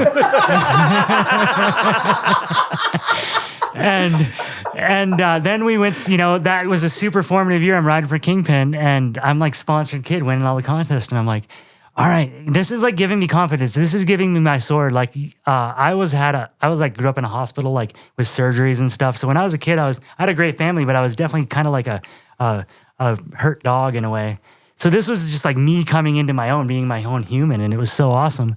And Nationals comes along, and it's in Minnesota. So we didn't have to go anywhere. It was like way northern, Giants Ridge. Yeah. So Matt's there too. Mm-hmm. And if you look at the list, the rider list on that Nationals, we talk about it all the time because I ride with Doran Laybourne a lot. And it's like Danny Cash, Shaun White, Keira Dillon, John Summers. Like every big name that blew up in the next 5 years was at that Nationals. And Shaun was like 8, and it was noticeable. He was really good. He was like, whatever. And he obviously won everything. But that was like my time to shine. I'm like, the whole country's coming here to ride. And Seth Westcott was there too. He actually got second that year, but I won slopestyle at Nationals. Half pipe I didn't do good because that year I had those Duratec low backs, so I couldn't even really ride a backside wall, and it was a good half pipe. And I'm like, John Summers was like Burton guy, just like, I'm gonna destroy everybody. Even like Keira Dillon, because like Keira shows up and he had a Burton ad already before he showed up. He's like jumping some fence, and we're like, that's the Burton ad kid, you know, like. And but the funny part about that we always talk about, I want to give Doran credit. He won that whole Nationals. He was like in the 15, 16 age group, and he won. His score was like 5 points higher than everybody. And that Nationals 2 had a car at the bottom, and that was like your senior year. You're like, should I go to college? Should I move out west? Should I pursue snowboarding? And this one dude was like, yo, I forget who it was. He's like, man, you can write your ticket. You just won Nationals. And I'm like, yeah, I can write my ticket. And I'm like, I knew how to get to Colorado too, because my family and my buddy Matt had driven out there a couple of times, and John to go on vacation or just to like go ride for a week. So I knew like Berthoud Pass, I knew Winter Park, I knew like how to like even go in backcountry. Like we had been to Berthoud Pass hiking, my buddy Matt and I. And I asked my buddy Matt, I'm like, there's 2 Matts here. There's Matt Peterson and my other buddy Matt Swanson. We all grew up together. We were like kind of the first crew at Trollhagen. There was like a first crew at Highland, a first crew at Afton called the AP. Like Ryan Paul was like late at AP. And I'm like, I was like, dude, you want to move out west? And he's like, right. I was like, yeah. And I'm like, I'm moving out west. And I'm like, and I originally wanted to move here to Utah because it was kind of, you notice the scene was moving. Like I kind of grew up watching Nate, Dale, Ron, and Jake jib, you know what I mean? And then I noticed that they are kind of going west and everybody else is going west. And I'm like, I kind of want to move to Utah, but I got scared because I knew Colorado. So I was like, let's move to Colorado. And his buddy Kyle had already lived out there. So You said you knew how to get there. I knew exactly. I knew the road. Like, it's like, I know. And it felt safe. Like, You knew the road. You knew how to get there. He's like, I'm going there. yeah, sorry I'm mumbling a little bit here because I'm long-winded, but It's exciting. It's 1,000 miles from Shoreview, Minnesota to Breckenridge, Colorado, exactly. And I just felt safe because I knew if like things detonated, I could just kind of gun it home. You know what I mean? Where Utah was like things detonate in Utah, it's like getting home might be an issue. Another 8 hours. Yeah, exactly. It's a That 8 hours is different highway. intense. Different highway. Don't know the signs. He doesn't know that way. I mean, that's when literally you had to like look at paper maps to get places, you know? Yeah, and totally. and so that summer I worked for Kingpin Snowboards and I learned how to build snowboards. I learned I was going to just keep pushing carts at Target, but Doran's like, hey man, you want to work for the summer? So I go work building snowboards. I like learned top sheets, bases, edges, glue, fiberglass, wood cores. I was the wood core guy. Like I had slivers all over my hands, even though I still wear gloves. But like end of the day, I was just like picking slivers. And I lived up in Duluth, Minnesota, which I was actually back up there for Damage's 20-year anniversary. There's a shop there called Freestyle of Duluth before that, FOD. And I learned how to build snowboards, and I like built my own snowboards personally. I was just going to say too, like Kingpin was really cutting edge, right? It was a really dope brand, and like they had crazy shapes, and you guys were, you know, it was pretty new school as a company, and I just thought it was cool. Like it was like Morrow lunch tray years, Yeah. and you guys were building boards kind of like that. But I bet not a lot of people knew you were, you know, building boards in the 90s. No, they had the first ever tip-to-tail wood core, because before they just put cassettes in the nose and tails when they flexed up. Yeah. And Kingpin was the first ones, and this dude Roger was kind of the engineer, and Dorn was the business guy. And it was a loose operation though, because like they were making their own presses, and all the machines were like handmade. And so I did that all summer and just made money, and then we moved to Colorado. Matt, his girlfriend Kelly, this kid Francis, and Dana and I. And this is when it gets you know, pretty loose. Like I just drove a Ford Escort out to Colorado, and I'm just kind of like, kind of like Matt was talking earlier. It's like when you moved to Colorado in 95, you're like, how do we do this? And it's like, you couldn't get a place unless you had a job, and you couldn't get a job unless you had a place. You needed a P.O. box. And That was like P.O. kryptonite, box. dude. And you couldn't do anything without P.O. box. You couldn't really, I think I was able to maybe change my license and then kind of lie. So you just kind of had to lie Yeah. until you got a place. And that was great because I had sorry, talking. Yeah, you had to hustle, and my friend Kelly and Matt were kind of hustlers, so they weren't liars, but you know, she was kind of cute, so she'd be like, "Oh, can we get this place?" And we finally found a 2-bedroom downtown Breckenridge, which is literally like a block from where all the OG Joyride, Nate, Dale, Conan, Jake, and Roan scene was. And Mikey was there too. Wasn't he? Mikey was just kind of leaving that year. He was kind of working his way to Utah and Ride, I think. But he was in and out for sure. I rode with him at the end of the year. I didn't even say what up to him, but he was at the Breck Aerials. Yeah. He probably have a better story if he was there at 95, 96, but he was around. But so that year was very formative. Like I got a job at a gas station working 30 hours a week, and that was like 2 to 12, riding for Kingpin. And so I was able to ride 7 days a week, and we had try to get this story straight, but we just kind of show up and it starts dumping, and we meet this kid, Kurt Ryan, who's buddies with Matt's brother, and he makes snowboard movies. And his first movie was called Tinfoil.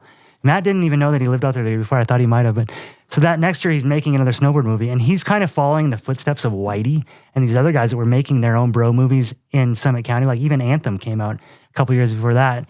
And they're like have a production company called Memory Productions. And we're going to Loveland Pass, Vale Pass. You know, we're riding Breck Park. And this was like when the Wu-Tang was like going off in Breck Park. It was just like a jump that looked like a W with kick. And so like it was full culture shock for me coming from Minnesota to like, this is the big leagues. And How fat were those pants? Yeah. no, I had toned it down then. I had like it wasn't really the fat stance era in 95 was dying down. All right. What tricks are we busting? That's what I want to know. What's Shadow busting in 95? I did a McTwist that year in the Vale Pipe. What was that like got the it. first time you did a Mickey? Were you just like, was it like a beam of golden light that came and... Yeah, I have it on video too. I can send you guys the clip. If I go back and I look at it and I'm like, oh, that was one of them. So tricks, I'm sorry, I was rambling a bunch and that's going to happen, but fakie sevens, frontside sevens, alley-oop McTwist, and back sevens, front sevens. The Breck aerial jumps, I remember doing back sevens. This was in May at the end of the year, and I remember being like, let's see how many times I can spin, because that landing was super steep. That was crazy kicker. Maybe people don't know. Like is it actual aerial ski jump? Yeah. But then let me just do this real quick. Now I'll tell you about the aerial ski jumps. I tried to spin as fast as I could, and I got like a little over back 1080 on my face. I got a video of that too. So I was like doing 1080s, I guess. But no, that wasn't a cool trick. Switchback fives. I can give you guys the video part if you want. But anyways, Kurt, we film a full video part, and he makes a movie called Saran Ramp. I get that part. And then, but the Breck aerial jumps. So that's a good story. At the end of that year, this is in May, and Kurt Ryan, who's filming the movie, he's like, let's go up to him. And we go up and we get a bunch of shots. And so that jump, if you watch all the old Summit County movies like Hard, Hungry, and the Homeless, there's that aerial jump, and it melts down in the spring. It doesn't get so kicky. And then it closes down, and the resort's closed, so all the snowboarders go up there and hit it. And that made like Roan, Dale, Jake, and a bunch of other dudes. Those guys are just kind of the four names, famous. And like even Trailer Tom, my buddy, was getting clips on it. And technically that was kind of like the first big air jump. Yeah. So those guys pioneered big air snowboarding for like real snowboarding, because like there was competition on that. There wasn't a big air contest, barely, a little bit. I mean, there was, never mind, like air style. But was that then though? 93, 92, I don't know. 92, was there big air jumps? I don't know. That's a question we can ask the listeners. But but anyways, so I'm there, and then Kurt films it, and there's this dude, Christian Stevenson, that made real snowboard movies. Not that Kurt's wasn't real, but he had a 16 millimeter, and he's like, what up, I'm Christian, and he started filming me a little bit, and then I ended up going to his place in Vail and checking out like a real editing studio. It was like this with just like everything. He made like these Warren Miller style snowboard movies. I think it was called Day Tripper or something. But anyways, so that was kind of a formative day when you meet a real filmer that's not your friend. Because Kurt was like a whitey. He's like, yo, I'm just going to film my friends and make a video. Thinking it was going to be, it could have been good. But yeah, those are the aerial jumps. And then honestly, I was working at that gas station too. And this kid comes in one day. This is me going backwards from this now. And he's dressed in snowboard gear. And I'm like, what up? And this is me, just working a job. And he's like, where do you go snowboarding? He's like, oh, I was up at the aerial jumps. And I was like, no way, I was up there the other day. And he's like, yeah, we're going to go tomorrow. Come hang out. And that was Travis Parker. And he was living in Avon at the time. And he was on K2 Clickers, like sponsored by K2. And I think he moved to Utah the next year. And I go up the next day, and that kid, dude, Christian, and Travis were there, and then I ended up filming with them, and Mikey was there too, but I was like kind of too shy to even go up to him. I was like, that's Mikey LeBlanc. And that was just another formative jump session, I guess you could say, where kind of like the Peter Blaze, Noah Selaznik session kind of continuing on. But to go backwards, that year I sucked at Cont'd. I didn't do good. And I remember like going to Aspen and seeing Doran riding. He's doing these big fakie seven tails. And I'm just like, dude, you're good. You know what I mean? I'm not that good yet. And, but I got a letter in the mail because I'm like, I'm not going to be able to go to nationals. It's over. Like I sucked at all these contests. And I get a letter in the mail. Like, you won nationals last year. You get to go. And I'm like, awesome. I'm like, there's a light at the end of the tunnel. And so I get in my Ford Escort and I just kind of go back to Minnesota because I have to get to Vermont. And I meet the Kingpin dudes in Minnesota, and we drive from Minnesota to Vermont. It's this kid, Justin, Eric, and myself, and the sales manager for Kingpin, Marty Benaki. This is the first year I live in Colorado, and we go out a week early to do the U.S. Open. And I make it through the qualifier of the U.S. Open back when there was like 500 people, and you like make it into the top 100. In halfpipe. At halfpipe. There's only halfpipe. There was like slopestyle didn't even really exist yet, I don't think. Not 95, 90. It's 96. And I put a rundown, but it wasn't good at all. And I was telling Richards about this the other day, and I was like, dude, I got 50th, you got 51st. But he totally bailed, and I like landed a run. So he's like, I won every contest after that. I'm like, yeah, you won everything for that like the next 10 years. Or in 10 years before, you're like the half pipe world champion of the world. I'm not saying I was competitive. I was just like, when I saw that list, I saw like these names of super pros, and I'm like, I can still make it. You know, like I got 50th at the Open, and then I went to the Nationals that next year. Nationals is really weird. Like slopestyle, you had to do a straight air. Wasn't that true that year? It was like a weird thing. Like you had to do mandatory straight air in There was like slopestyle. a book that told you how many points the grabs were worth. Yeah. You remember that? If you did a triple grab, you got like way more points. I think there was like a spaghetti grab that was worth a lot. But JJ Thomas was like the dude in half pipe. And I'm like, there's no way I'm winning. He's killing it, you know? And I had a decent run, and then all of a sudden I won. And I won nationals again. I'm like, light at the end of the tunnel, this can work. And then I'm like, what am I going to do this summer? We're all moving on to Arbor Place after I finally drive back home. That was a crazy drive, like driving from Minnesota to Vermont back. You East Coasters know. Oh yeah, we used to do that way drive all the too time. well. It's like I a can't believe pilgrimage. that. Yeah, it's a lot. I would have been one of those kids that, man, like why'd you get soft and leave the East Coast type guy? You know, I'd have been. I don't think I would ever left. That's so far. He didn't have a car good enough. Dude, to you're drive like, I'd that be like, far. man, yeah, exactly. Like, I feel like my car would break down in Cincinnati or something. Where we got to go through. But anyways, so that end of that year, I became a pipe digger for the first time. Frank Wells, shout out Frank Wells, best half pipe digger ever. He was like a hand dug half pipe master, and he's like, yo man, come out, you can dig to ride for a couple weeks. And so Kurt and I rolled out and dug to ride, and Kingpin went out of business that year, and I like rode up with no sponsor. So I had my, resume sent out to everybody, and Blaze was up there, and Romy Thornton, the team manager, Shout out Romy Thornton. 100%, one of the best team managers I ever had. He hit up Blaze. He's like, hey, this kid Chad like sent me a letter. You know him? And Blaze was like, yeah. And like, so Blaze kind of gave me a board there, like his sailboat board. That was his first pro model. And so like go from Kingpin to right when they got a business, I'm riding for Silence. And I'm up there, and we're hand digging half pipes, which is like, you have a square box when you show up, and you dig for like 2 days on one wall, just like nonstop digging. And you use that snow that falls and turns into the transition in 2 days in there. Well, so we'd go dig, and Kurt and I would just walk up every day and then rode half pipe. And Frank hired us for 2 weeks. Didn't hire us, just let us dig to ride. And so then I'm leaving that year like full, all right, I'm sponsored. There's still a light at the tunnel. I won nationals. I'm riding for Silence. And then that next year, I went home and just worked at a gas station in Minnesota for like 3 months to save money. And then I went back to Colorado.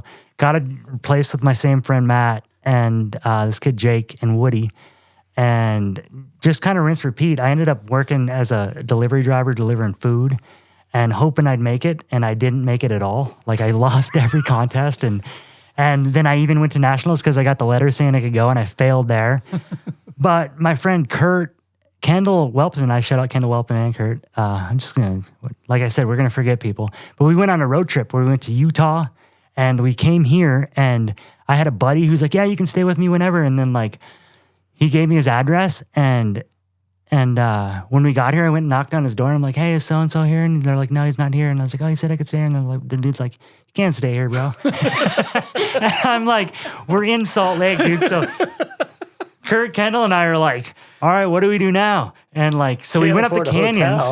We went up the canyons, and literally, I don't know if Shane Charlebois remembers this, but we see this kid with Burton Skybacks, and I was like, those guys know what they're doing. I think it was like the Snowbird Canyon. I was like, hey, bro, where are you guys going? What are you doing? And they're like, we're going over here. And like, kind of like, like Shane's like friendly, so he wasn't really vibing us, but it's like, yeah, don't follow us.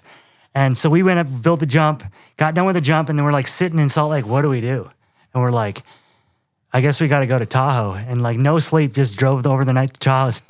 And Blaze was like, you can stay at my place. So we're like, that's the only place we can sleep, because we didn't want to spend money on a hotel, And then we had a Ford Escort with 3 of us in it. And so we go there, and we stay with Blaze for like a week. And we were riding Squaw Valley, and we built like the Mountain Rose Road Gap. Like we came back one day to Blaze's house. We were like, yeah, we built the road gap. He's like, you guys built the road gap and you didn't film it? And we're like, nope. And like, so we brought Blaze back the next day, and we all got clips on it. And it was just like such a formative experience. Like, and Blaze just let us sleep on his couch. We rolled up at like midnight, and he's like, you guys stay here. And we did that for like a week. And then we went up to Bachelor and stayed with JP, who owns High Cascade because Kendall knew him because he was working at High Cascade at the time. So he hosted us, and I forget who we met there, but we rode the half pipe, like Crawford. We just saw everybody come through. If you think of Bachelor and Bend in 96.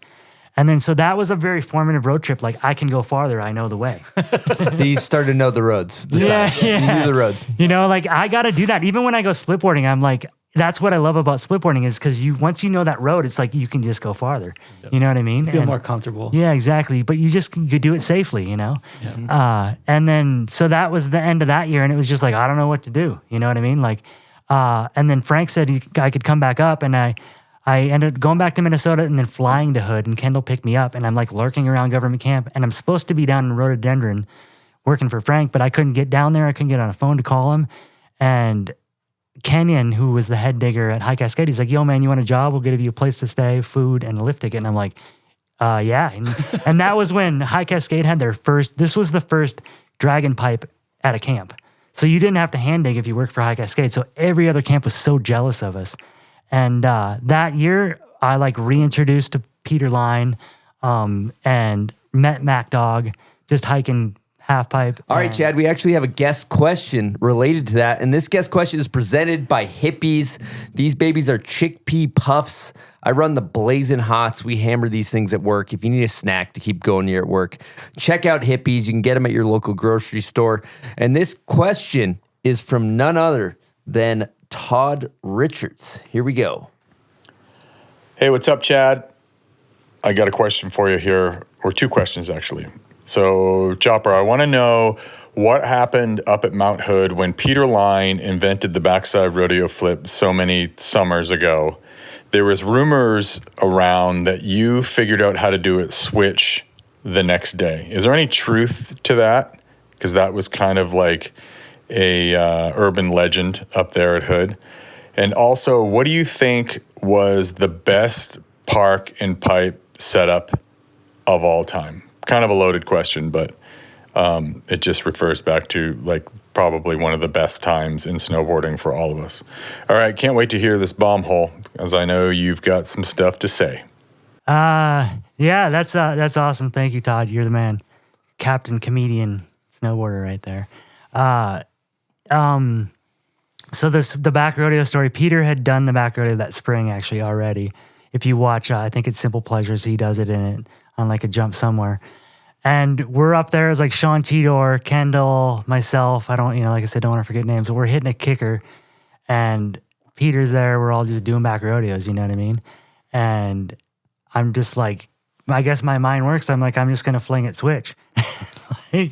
So I just got, and it was a safe jump. Like that's what's great about Mount Hood is you can go hit a perfect 25-foot safe jump and potentially land on your back and be good. Where you do that in the winter in the park, it's going to be hurting. That's like why I like Mount Hood and why I ride park in the Hood. But yeah, I just went and whipped it. But it was in my self, it was more of a switch 90 roll.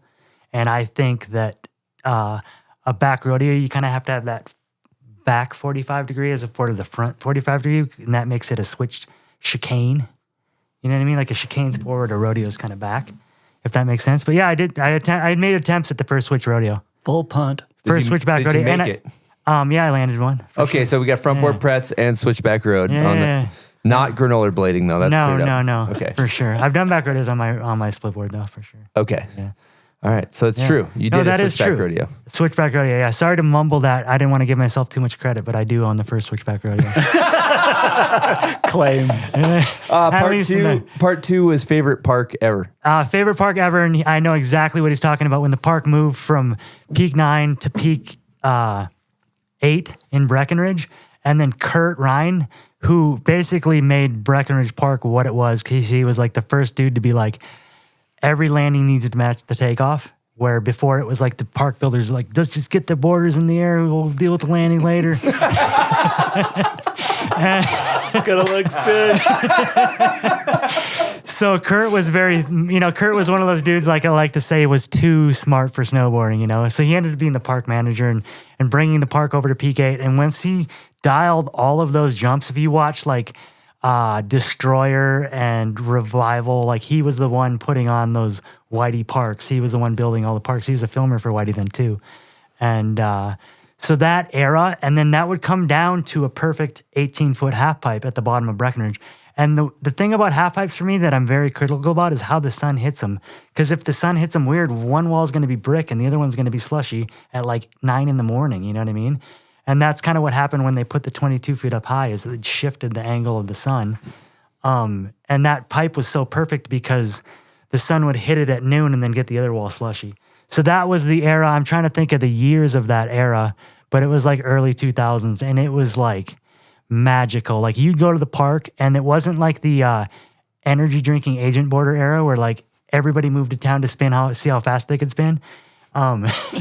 Like spinning was not that cool, you know what I mean? Like I remember doing a 900 and I was putting in work, you know? I did actually do an accidental fakie 12 that year, but but it was accidental, you know? Like I also did an accidental front 10, but it's like, you're like, no, but everybody's having a great time in the park, you know? Like people were in the park, you knew 90% of them, kind of like those first days at Troll. And those were so magical. And like Richards was the best dude, because like when I moved to Colorado, he was like the most rock star dude there. Like he was winning every contest, and he would come back from tour and he'd be riding the pipe with everybody, hanging out, high-fiving, like being cool. He owned a house. So like those years, like what he's talking about were the best years. I hate to say those are the best years, but I mean for park. For park and pipe at Breckenridge, by far, those were the best years. Yeah, exactly. All right. When I think of your name, it's synonymous with half pipe riding. It like a genuine love for riding half pipe. Why? Sell me on riding half pipe. Why are half pipes sweet? You get like 6 tricks in like 30 seconds. and it's just trick per square footage. Kinda. And I talk about it today. As you get older, if you do it correctly, there's no impact because you're landing on transition. Same reason Tony Hawk skates vert. Same reason, you know, Cab, all those dudes are still skating vert, because if you don't do it correctly, it's gnarly. unless you're Zeb Powell, because when I was a coach for Zeb Powell, and we used to coach him, and he'd drop in a half pipe, and like the deck was like in his head, it was like not even a thing. It was like, that's just another feature, guys. He'd bounce off and then spin and land in the pipe and keep going, you know. So yeah, like half pipe is like that. It's it's more of a workout, and it's kind of like the beginning of freestyle snowboarding was the half pipe in a way. You know, does that make sense? Yeah. But you still hike the half pipe. Yeah, and it kind of gets your brain drugs going because you're hiking and you're getting exercise. You're looking at the wall. It's like hitting a putt when you're golfing. You want to do a 360-degree look at your putt. Hiking a half pipe's kind of the same way. You're like looking at the wall all the way up, lining up your putt, and then you drop in and you're doing your tricks. And that was like, I think you talked about your contest, getting everybody together and get the energy there. That was the first energy is hiking a pipe with people. Oh, yeah. You know what I mean? Like, and so I just never let that go. It just kind of lost steam when they just got bigger because it got more dangerous and scary and hard to do. And I mean, like fewer of them. Yeah, and I mean, we talked earlier, like the Bodie Merrill mini pipe. I think that was like the last kind of big event that kind of was showcasing a mini pipe. And then over the last 2-3 years, it's, you know, everybody's like small pipes, and they're loving it. What's the ideal small pipe? We talking 12, 16, or 18? 16 at Mount Hood with both walls perfectly slushy and a nice little salt, a decently fresh salt, but 16 for sure. And it's got to be a little slushy. I'm not a fan of like hard half pipes. But yeah, I mean, I just love half pipe. It's like when I grew up in Minnesota, like half pipe was the contest. It wasn't really slope style. And when I moved to Breckenridge, it was all about having 4 lean and sharp edges. And that's just who I am, you know what I mean? And then slopestyle came out, and I'm still I love jumping, I love jibbing. Like I said, I was a trunk boarder. Like my roots were just like, were like as natural and free as it gets, I feel like. And then park and pipe are just more like artificial. But it's kind of like going to the gym when you go to the pipe, you know what I mean? What was his quote last night about hiking? You had some hiking quote. If I don't hike it, I don't like it. Yeah.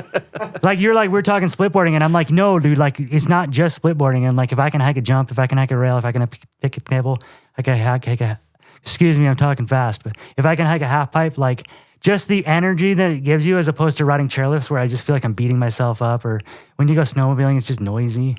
So I just love that vibe and energy because it's contained. Like you're talking about your contest. If you can contain that energy with a bunch of people, it's just like the best feeling. And you can feel it. Like energy comes from people 10 feet away. And whether you know it or not. And when you bring all that together is like, and that's what was painful when Halfpipe kind of died. And it probably happened for Tony Hawk. You know, it happened for all those dudes in that era when the Halfpipe died and all their friends left the vert ramp and they're like the only ones there skating. And then, but they loved it so much that they just did it. But I think you bring up a good point. Like slopestyle is stretched out, right? You're like, you got the whole run. And so maybe you got people in the knuckle or filmers or whatever, but that Halfpipe was so packed. Yeah, your buddy, you're hiking up, you're seeing your buddy catching air, you want to get a piece. Yeah. The energy being contained in one space when you hike it, and when you lap it, it's not the same. Because you might watch your buddy from the bottom for a sec, and then you just jam to the chairlift. But I like when like somebody goes for something crazy and they don't make it, and like the whole crowd's like chanting for you to like pick your shit up and hike back to the top and try again. You know, like that's pretty exciting. Also, like when you find a good spot on the wall and you make a little snowman. You know that little snowman. Okay, this is it. I can see that this is the one hitter spot. Like I can't remember the last time I made a snowman on top of the deck of a Halfpipe. Yeah, it's like a precision skill. It's so fun, you know. Like it's a little more precision, I guess. And like I said, you just get more tricks. Like I remember you do like. You knew you were going to fall on the tricks you wanted to try, so you do like 3 straight airs, and you're like, all right, now time to start trying tricks, and you'd like make it 2 in, and then you'd fall. And you'd never make it to the bottom without falling. And that was a good thing, you know what I mean? And that's kind of how you trained and got practice and got better. And then you're right there when your friends are doing tricks. Look at the Open, dude. Like, the Open was so insane. I mean, it's like thousands of people along the thing, and you're like right there with them, and you're doing airs. You're like lucky that someone doesn't throw something at you or whatever, run into somebody. I remember doing the Open in 98 and dropping in. I made finals. And you're dropping through a crowd of people, and you got a 5-foot lane, and that's it. And there's people on both sides just packed. So like that energy of Halfpipe is why I still love it. And hopefully, it comes back. Like we'll see. I know I'm judging the Snow League this year, and they're doing a mini pipe contest at the Locks one. So and you're competing. I'm competing. Guillaume Merced as well. So everybody's fucked. It's a wrap. Yeah. Everybody's competing for second place. So. Yeah, that's Halfpipe. I just love it. It creates the vibe. It creates the energy. And hopefully with these smaller Halfpipes maybe coming back, because I know there's just a lot of like probably dragons. There's a 13-foot one in Aspen that Frank will cut early season, and then I'm on kind of speed dial with the park crew, and they're always like, this dude Mark, and I'm like, oh, it's a little overburn on the left wall, and he's like, sweet, and he just cleans it up, and I go back, and I'm like, damn, this is sick. But it just shows like, just like you're doing backside rodeos, and you're like, I'm gonna do it switch. Like I always think of you riding those pipes like at Breck and doing like switch backside tricks. Yeah. Like switch backside wall, like legit tricks, and like no one was doing that. Not at all. Like, no. Like switch backside. No, I can't even go up the wall. That's what I'm saying. I literally can't get out on a switch backside air. Exactly. It's insane. I don't even know. How do you do it, Chad? How do you do switch backside? Well, like I said, Jake Blattner was the first person to inspire me. Like I wasn't even doing switch backside, and then I saw him do a switch McTwist at Hood, and then I was like, I could probably do that. Because, I mean, it's Jake Blattner. Like, not that he wasn't that good, but I thought he was like a gibber, and he's doing switch McTwist, and I'm like, dude. And then I tried it, and then... and you just did it, obviously. No, and then a funny story, like... and then, I got video footage. Yeah, for sure. On a Blaze Silence board. But then that next, I think it was the winter 98, Frank, Jeff, my friend Jeff Meyer, we were hiking the pipe, and he was good at backside spins, and he was doing switch back fives and then switch back five or back sevens, and he was doing them flat. So I had not done them flat. Then I only done a McTwist, or I just done a switch McTwist. That's it. And then I was like, I bet I could do a switch back five. So I do switch back five, and then he does a back seven. I'm like, I bet I could do a switch back seven. I did a switch back seven, and then Peter Line obviously inspired me from that, because if you watch like Stomping Ground Simple Pleasures, he's doing switchback sevens all over the place. Mm-hmm. So it was definitely a Peter Line I thing. believe you're also the holder. We witnessed it, first ever switchback 10 at Copper. Yep. No, for sure. That was, I don't even know how that. It was just like it's always weird when you're the trick that you do NBD is just more spins. For me, I'm like +1. Yeah, like some people just claim it. They're like and I'm like, I don't know, dude. That's just. I just remember watching it, being like, how the hell is he dropping in switch doing because you'd be hauling ass along the deck and switch backside. Yeah. Switch back 10. No, that was a good Academy gathering. I remember that, and I remember. Kyle Clancy, shout out Kyle Clancy, was making a movie with Jared Slater that year, and I had the video clip, and he's like, "Oh, we're doing like super HD," because he was like going like Travis Rice level, and he's like, "We can't use that." I'm like, "Dude, this is a sick shot." But yeah, I did one, and then the year before I did DCP, Guillaume Morissette did Switchback 9s, and then I kind of followed them on the Switchback 9, and then just to recap, we got front board pretzel, Switchback rodeo, Switchback 10 NBDs, not granola blader. Yeah. Okay, picture this. One day you're chasing POW, the next, street skating in a city you don't even live in. Whatever your vibe is, chill, bold, classic, wild, Cole makes headwear that adapts because style's not a fixed thing. Cole Headwear, however many hats you wear, make them Cole. And I'm also currently wearing a bonnet provided by Cole Headwear. Let me tell you, this thing is clean. So check out coleheadwear.com, and remember, however many hats you wear, make them Cole. All right, we're going to take a brief intermission to discuss some incredible offers from our incredible friends over at Woodward Park City. Get your child's snowboarding adventure started correctly at Woodward Park City. Whether they're making their first turns or mastering front boards, Woodward Park City has a wide range of classes for all ages and all skill levels. If you're interested in progressing, head on over to woodwardparkcity.com. All right, we're going to jump into a segment that's brought to you by Mammoth. I think your good friend Gabe Taylor, old teammate at M3, came up with this concept. We're doing a blind ranking of best video clips ever filmed at Mammoth Mountain. Silk, what do you got? All right, our first clip, Travis Rice, Back Rodeo from Transcendence. 3. Okay. Our next clip, Danny Cass, Cab 9 on Eyeball Jump, Bondage. 5. Tara Dakitis, Back Rodeo, Stand and Deliver. 2. Matt Hammer, Box Follow Cam, White Balance. Should have been below 5, 6. So, but it's got to go 4. Okay. Oh, 4. Oh, sorry, going 4. Forward with that one. Yeah.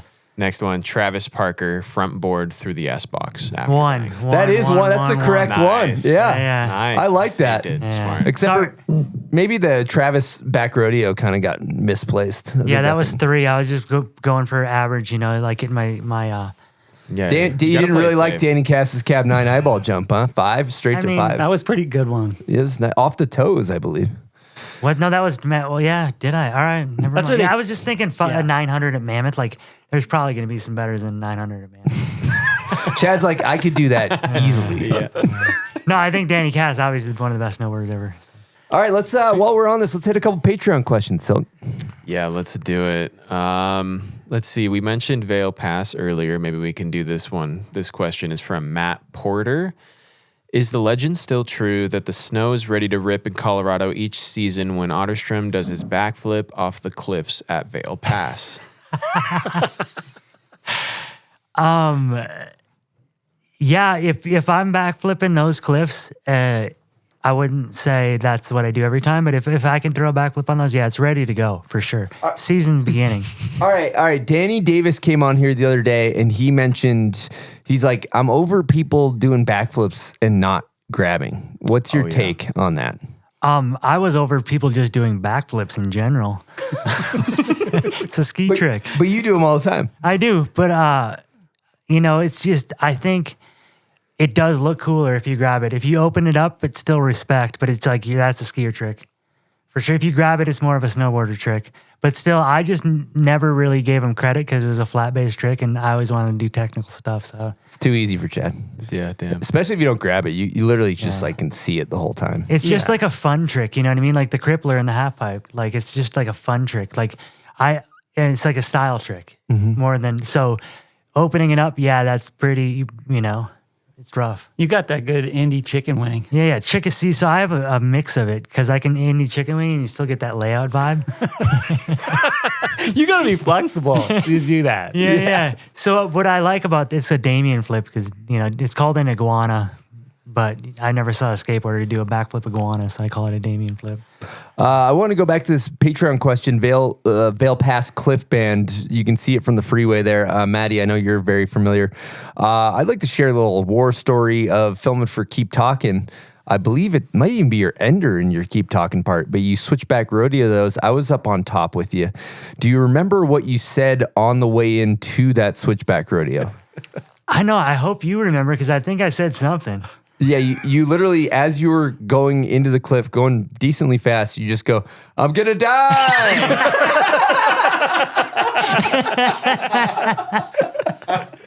Now I remember that because I was so confident on that cliff, dude. It was just like, woohoo! Like all you see is like the highway and the valley floor. It's just like a freaking end.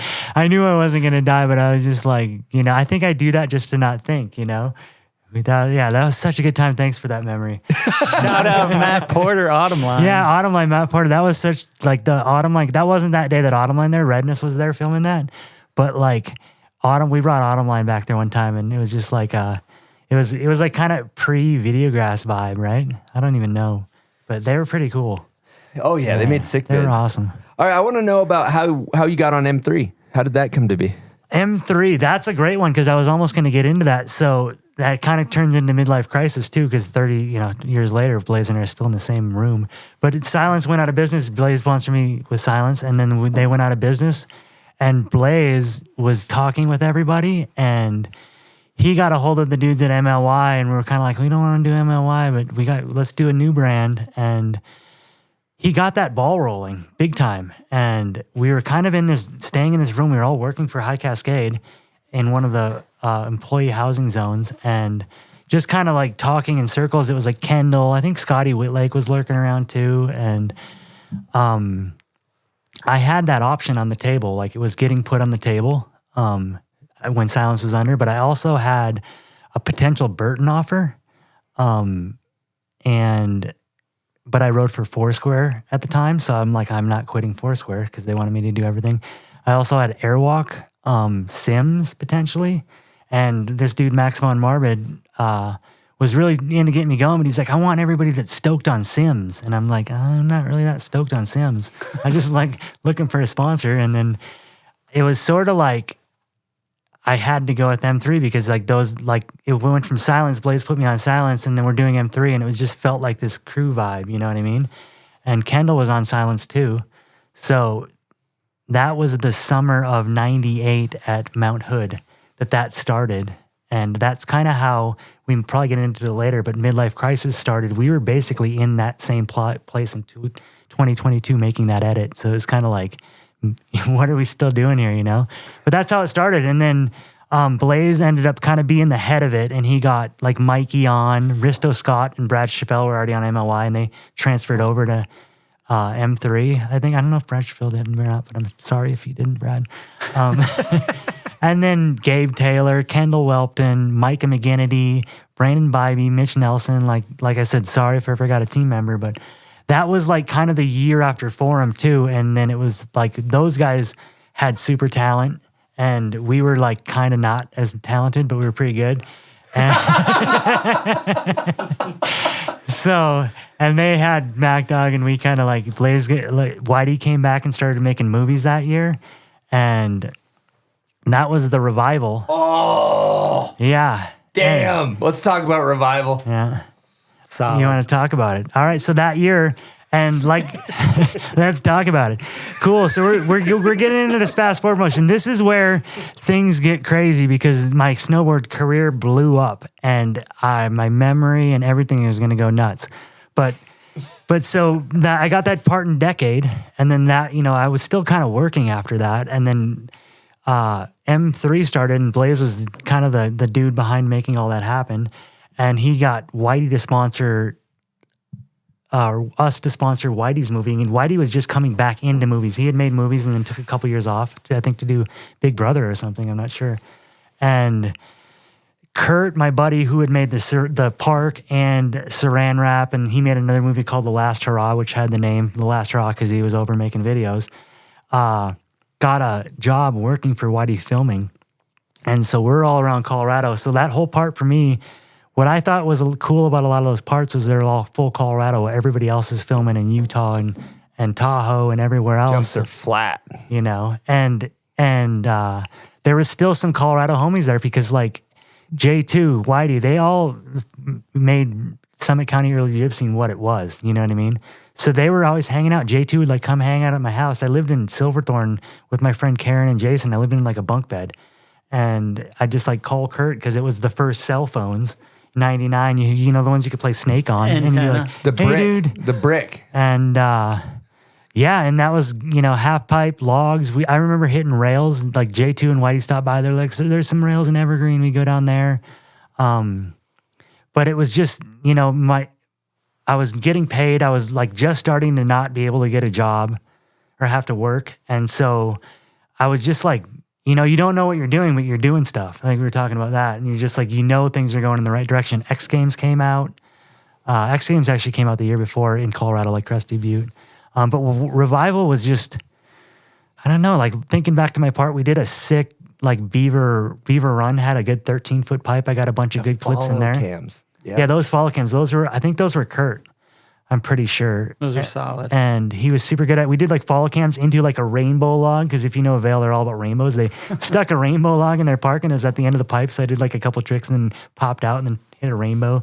And I was just getting better then. I remember doing like McTwist sevs to switchback fives and air to fakies to Hawken flips to, you know, switchback threes and like Michael Chuck's fakie, like all kinds of stuff. And you just go to the park and it was magical. You know what I mean? That's why it's hard to remember, because you go to the park and every day you're learning a new trick. And that, you know, that was just fast forward. Revival. And then like Revival went to Destroyer. Destroyer went to Brainstorm. And every year you're learning new stuff. And talking about Revival and Tech Diff are the same year. And I remember being at the end of that year, because Tech Diff was like all Mount Hood for me and a couple other trips, like just basically like 2 or 3 trips. And being at the end of that year and being like, I just gave these dudes all of my tricks. I have no idea what to do. You know what I mean? And you guys probably might have the same feeling, like you're burnt, you're spent, you don't know what to do. And that's kind of where I was at in like midlife crisis this last year. I'm like, if I'm going to do something, I want to do something new.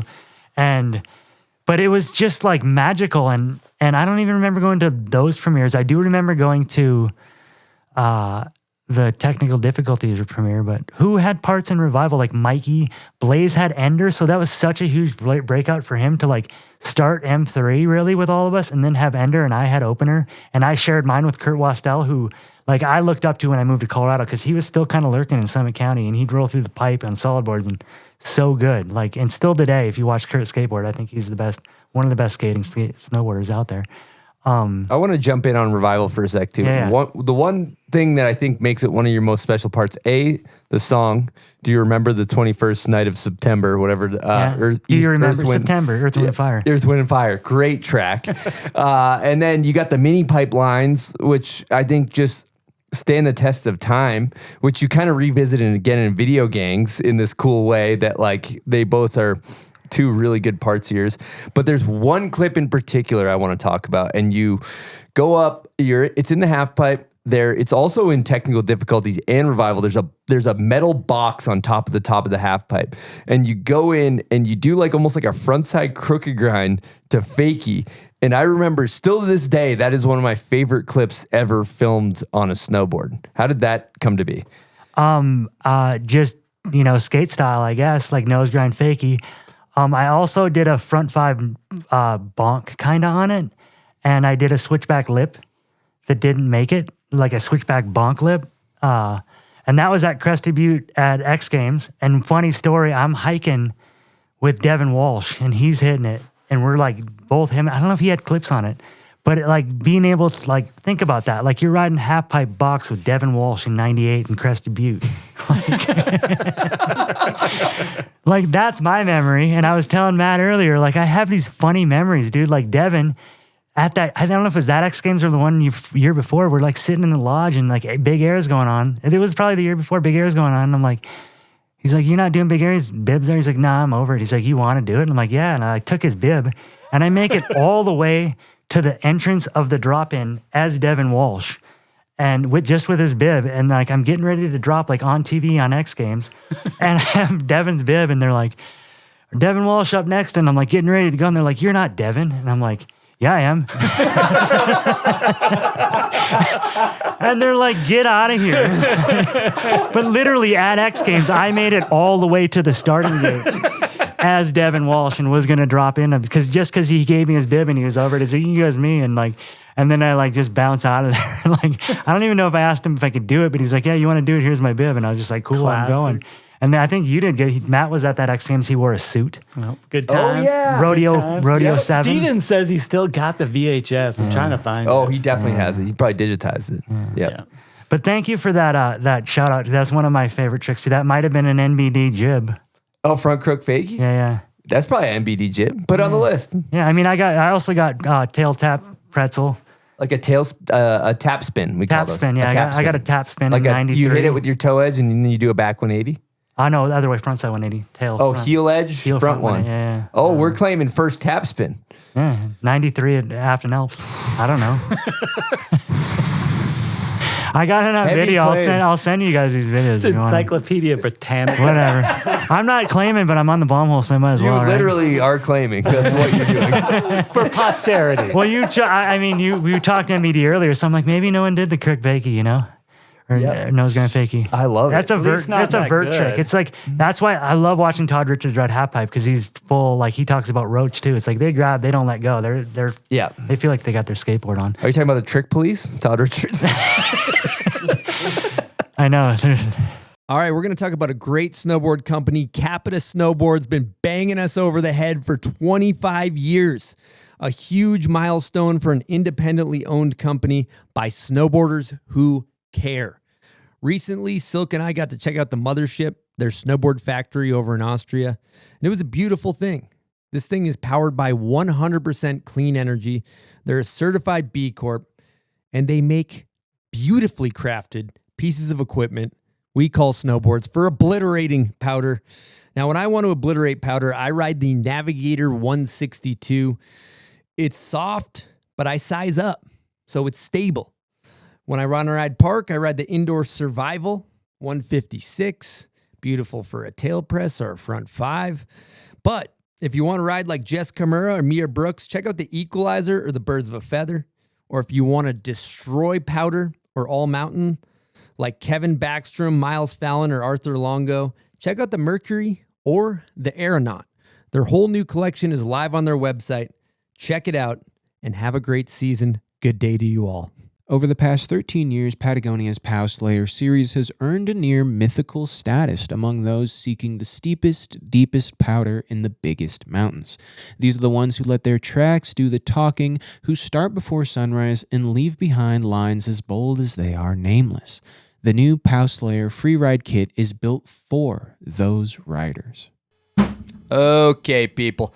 We're going to talk about what is one of my favorite products that I use on a daily basis, and that is the Turtlebox Ranger speaker. This thing I keep in my house. I listen to music on it every day. Here's what I like about it. It's got 12 hours of battery life. It's smaller than the other Turtlebox speakers, so you can bring it with you. It's got magnets on it. You're going golfing? Bing! Put it on the side of the golf cart. You got tunes all day long.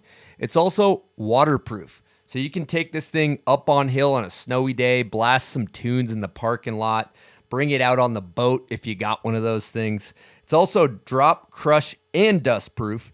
It's got stainless steel attachment points, and it's perfect size to bring anywhere you want to go. So if you want to check out the Turtlebox Ranger, it's a great gift for the holidays, great gift for any loved one. Check it out at turtleboxaudio.com. Silk, let's hit another Patreon. I like the sound of that. We're going to hit this one from Riff Dog Homeboy. The question is, what's your favorite skit you were a part of with Kingpin? A lot of skits in the movie Destroyer. A bunch of us, like Nate Bozong, Mikey, Whitey, J2, Dirksen. I'm probably going to forget a name, but we all went to New York City for like a week. And we just like, and J2 knew everybody, you know what I mean? And we're hanging out, and Whitey bought a small school bus, and we're doing all these edits and skits in it, and we're just hanging out, like skitting all day long, hanging out in New York City. And then we go to like the bar at night and hang out, and it was just like, I'm embracing New York City. And we're staying downtown, and Dirk's into my skit. I'm always awkward. Like, I listen to Whitey's. He's like, yeah, Chad's like self-conscious or something. I'm like, I am. I'm like sitting there like, screw this, man. Let's listen to something that really rocks. This is something that we really want to rock to. And I'm like awkward, and Mikey's just cutting loose the whole time. Yeah. Bo's Nuts is cutting loose. Like J2's cutting loose. Like such a good memory. And I remember Whitey wanted to jump the school bus into like the bay in New York, and at the end. And we got caught wind. Like, if you do that, you're probably going to go to jail for like multiple years, because they've been like trying to clean it out forever. And like, so I don't know what he did with the bus at the end of that, but like literally went to New York City, bought a school bus, and just drove around New York City for like a week making skits. And like, I don't even know, it was so magical. And like that, I mean, we did the one in Revival and Brainstorm that was just kind of like downtown Portland messing around, and that was just like fun, and I still always felt awkward, but the New York one was like so fun, like just the best believe memory. the quote is, screw this, man, let's listen to something that really rocks. True. Yeah. Yep. Bring back the skits. Oh, man. dude, yeah, for sure. You need some character in there, for sure. And J2 is the best at the character, you know? Yeah, he was. All right, well, while we're talking videos, I think it's a good time to hit, you know what, Silk? I think it could be time for Name That Video part. All right.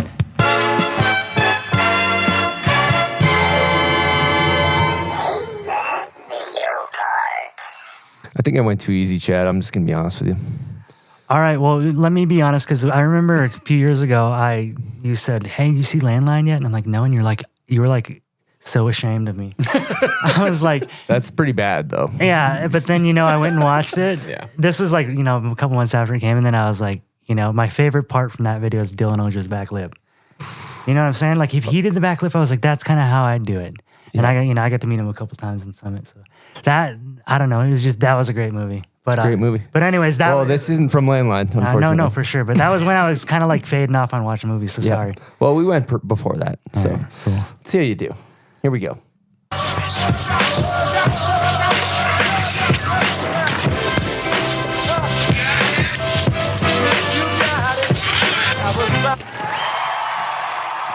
Scott Stevens, keep talking. The movie's correct. The rider's not correct, though. It is Keep Talking. He does a spin around front blunt maneuver. No, Lucas Magoon, dude. Yeah, you an idiot. You got it. I think you Oh my God. before you thought. I think Yeah, dude. I mean, that rails in Breckenridge too at the post office, and I always want to go rebate it. Yeah. Gooner, dude. Gooner just like you won that Herschel bag, so congratulations. Congratulations. I should have picked something from HHH. No, honestly. dude, I was so depressed when I was like, I got it wrong, and I'm like, oh my God, I got the video that I was part of producing wrong. That's gonna be tough. You're gonna get through it. But you got a Herschel bag. You got Balm Hole merch in there. I don't know what else we got. We got some sweatpants. Seth packed it. It's probably loaded Lots up of with goodie good bags. stuff. I think there Shout might out be to Thank you, salts Seth. in there. Yep. Part 2 of Name the Video part is for the listeners, not for you, Chad. But if you know it, comment on the photo of Chopper on Instagram. That's where we pick our winner. We need a video and a rider. Here we go.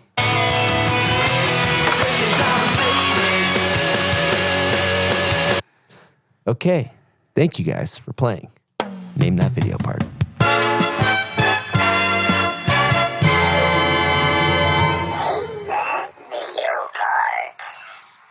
You gonna be okay, Chad? Then I'm a little depressed. that's tough. I should have gone HHH or something like no, that. I thought it was going to be on something there, and then I was like, I'm probably definitely not going to get this. But then I realized it was Keep Talking. I'm like, oh no, and I can't get it. Oh, When it's a video that you're in, it's kind of like it's okay to, it's like true, because you're a little ashamed. You don't go watch the video you're in all the time. Yes, Yeah. that's true. Chad, I've heard rumors of this for years, and I've never actually heard it explained. But I heard that you once upon a time owned a bar. Yeah, and we did own a bar, but it was supposed to be a restaurant, and that is why we don't own a bar anymore. What happened?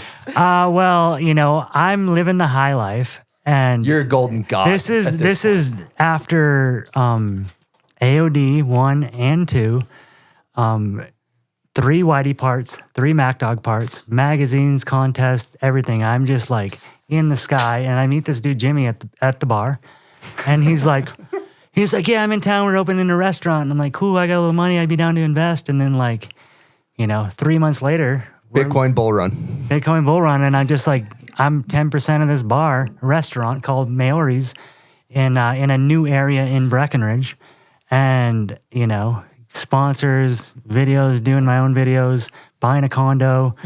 I do all of this stuff, and then I'm opening a restaurant. But I was just investor, so I wasn't like opening it myself. They were doing the construction, they were doing the management, the kitchen, the employees, and we just go hang out. And it was like all of my friends running the show. We had a booth. We had our own booth, the AOD booth in the back, like in case. So when you close and it's like after 2 and you don't, like, people come through, they're like, it's like the mafia booth in the back. And I heard Scotty talk about it on his bomb hole. But Scotty Lago, shout out. And so that opened in 2002. And funny story was, this is how crazy it was. Matt and I talked about it. We were opening that bar and opening in 2002. And I was like, the industry was telling me to move west. Like, you got to move to Utah. You got to move to Tahoe. You're filming video parts. You can't be staying in Colorado. So I was like, hey, Matt, you want to move to Utah? Like, right before we opened the restaurant, like, I moved to Utah. And I just drove out here and got a place just as he opens this restaurant. I kind of was planning on moving back, but I was just like, I need to see what's out there. I got to find and build some jumps. So it was more for me. It was just like a 3-4 month thing. I think it might have been for you too. Yeah. And what video year was this? This was 2002. It was supposed to be, I think, Back in Black. What was the Whitey movie that year? Was that Back in Black? Hard to say if you don't know. Yeah, probably Back in Black. Yeah. So I was just kind of like, I hurt my ankle that year, and I did do a video part. This dude, Jared Bauer, made a movie called Catalyst. It was like a local Colorado movie with like Brent Meyer and everybody. But that was when I fell off. Like I said, 3 MacDog parts, 2 AOD parts, 3 Whitey parts. And I was just like, I wanted to go, and I just go. And it's kind of like how you say you don't know what you're doing. You just go try to do it. And I would go try to do it, and it wouldn't work. And that was like the restaurant year. And then that lasted a year and a half. And that went into the M3 kind of falling apart, and then Forum starting. And then the restaurant lasted a half a year there. And I look back today, and like JB, the founder of Academy, said, he's like, sometimes doors close for others to open.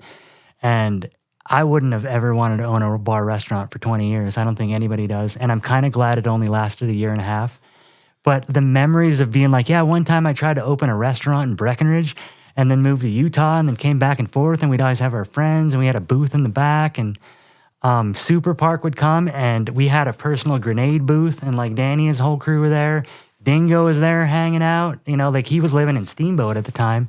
And then that's kind of when that whole crew came together. And so we, 2002 to 2003, and that was just me being in kind of outer space in a way, like just saying yes to everything. Did you guys do some drinking there?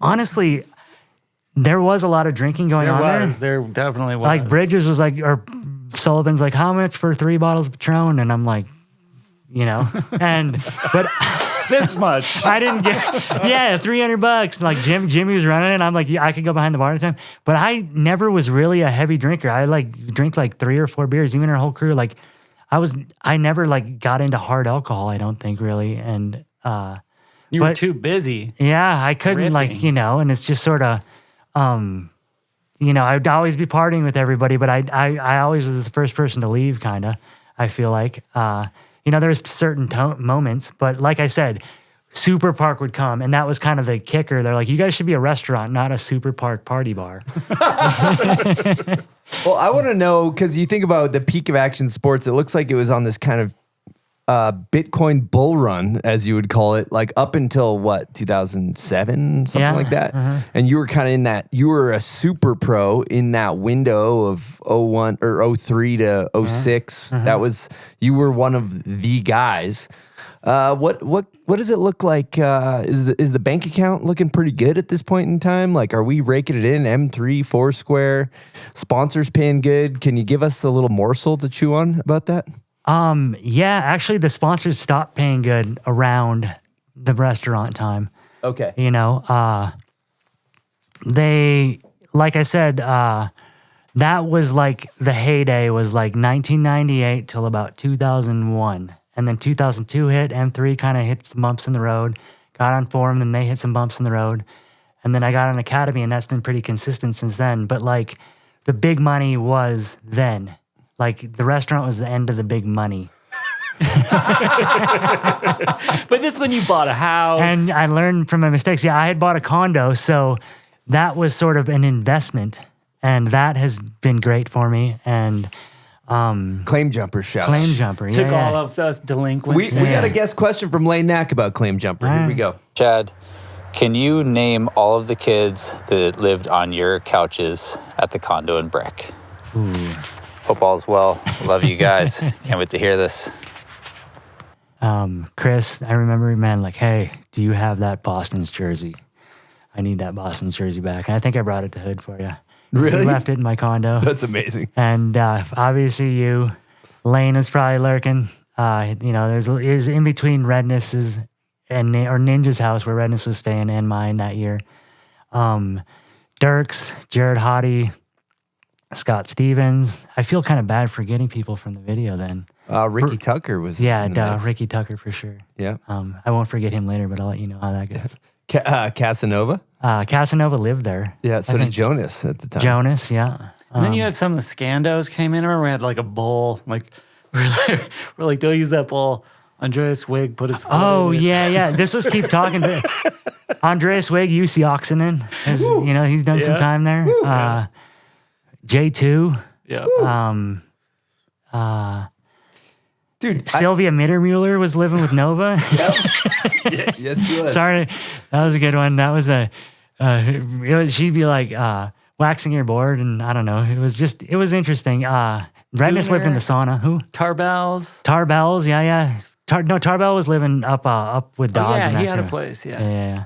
But yeah, I mean, that was the keep talking year was like a full like frat house, you could call it. Yes, it was. I'm trying to think of other years, but other years, like if you want to go super pros, it was Andreas Wig and UC Oxenden for a couple of years. They'd come out early season just to like ride park. DCP? Yeah. He was living in Vail. Yeah, you know, he's a Vail dude. But you'd see him riding the park. And then I lived there for years. Before that, help host. And before that, it wasn't even like just like making a movie, bros. It was like people were always on the couch. That's why I turned the sauna into a room, because it's like, here, you guys can just like sleep here. You know, I'm on the third floor, so I'm like totally separated from the chaos. And the best, like Stevens and I, we would be like going to the Breck skate park to like film on a quarter pipe, and you would just wake up early, go chuck on Breck park jumps every morning. Yep. That was your. See you guys. No, that's like going to the gym, you know. It's like you ride every day. I'm like, yeah, for like 2 hours, and that was. And then I remember you guys got like a bunch of clips right in claim jumper condos. Oh yeah. Yeah. Backyard board. No, for sure. I still have all that photos of a bunch of that and everything. That was a good time. And I think after that year, I kind of faded off on like letting people stay at my house, because I just grew up a little bit, and we didn't make movies anymore. And like I was probably 30, 31 then, and growing up. Yeah. I was like 18, staying at like your house when you were like 30 or something. Yeah, it was, like, I was pretty 30 sick. then, yeah. I want to go to a memory around that time. I do remember sometime in that window, you were like, I'm going to drive to Mount Hood and I'm going to win this car.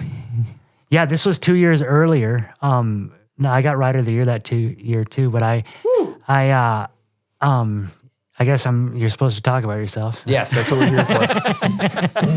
I remember I had a gas guzzling F-250 that I like bought out here in Utah out of like panic. And I'm like, I got to get rid of this thing and I need a car. And I don't want to spend 30 grand, you know? And I'm like, they're giving away a car. And I show up to Hood, and it's a Burton Abominable Snow Jam. And it's a quarter pipe contest, half pipe contest, slopestyle contest, 3 days in a row. And the first contest is a quarter pipe contest, and I know I got a McTwist, and I know how to hit a 30-foot quarter pipe, and I do a McTwist as big as I can, and I'm like, that's all I got, you know what I mean? And I go, and I sit down, and I'm sitting next to Hava, and Floor marks her, and Hava's like, why aren't you hitting this anymore? I'm like, I did my trick. I'm like, I could have, the next year I actually did McTwist 7, all Oop 9, and all kinds of cool stuff, but that year I just did a McTwist, and that's all I got, and then I'm like, going home, I'm getting ready to strap in, thinking I didn't do good. I strapped in before awards. And then all of a sudden I hear Bridges go, highest air and best trick, Chad Otterstrom.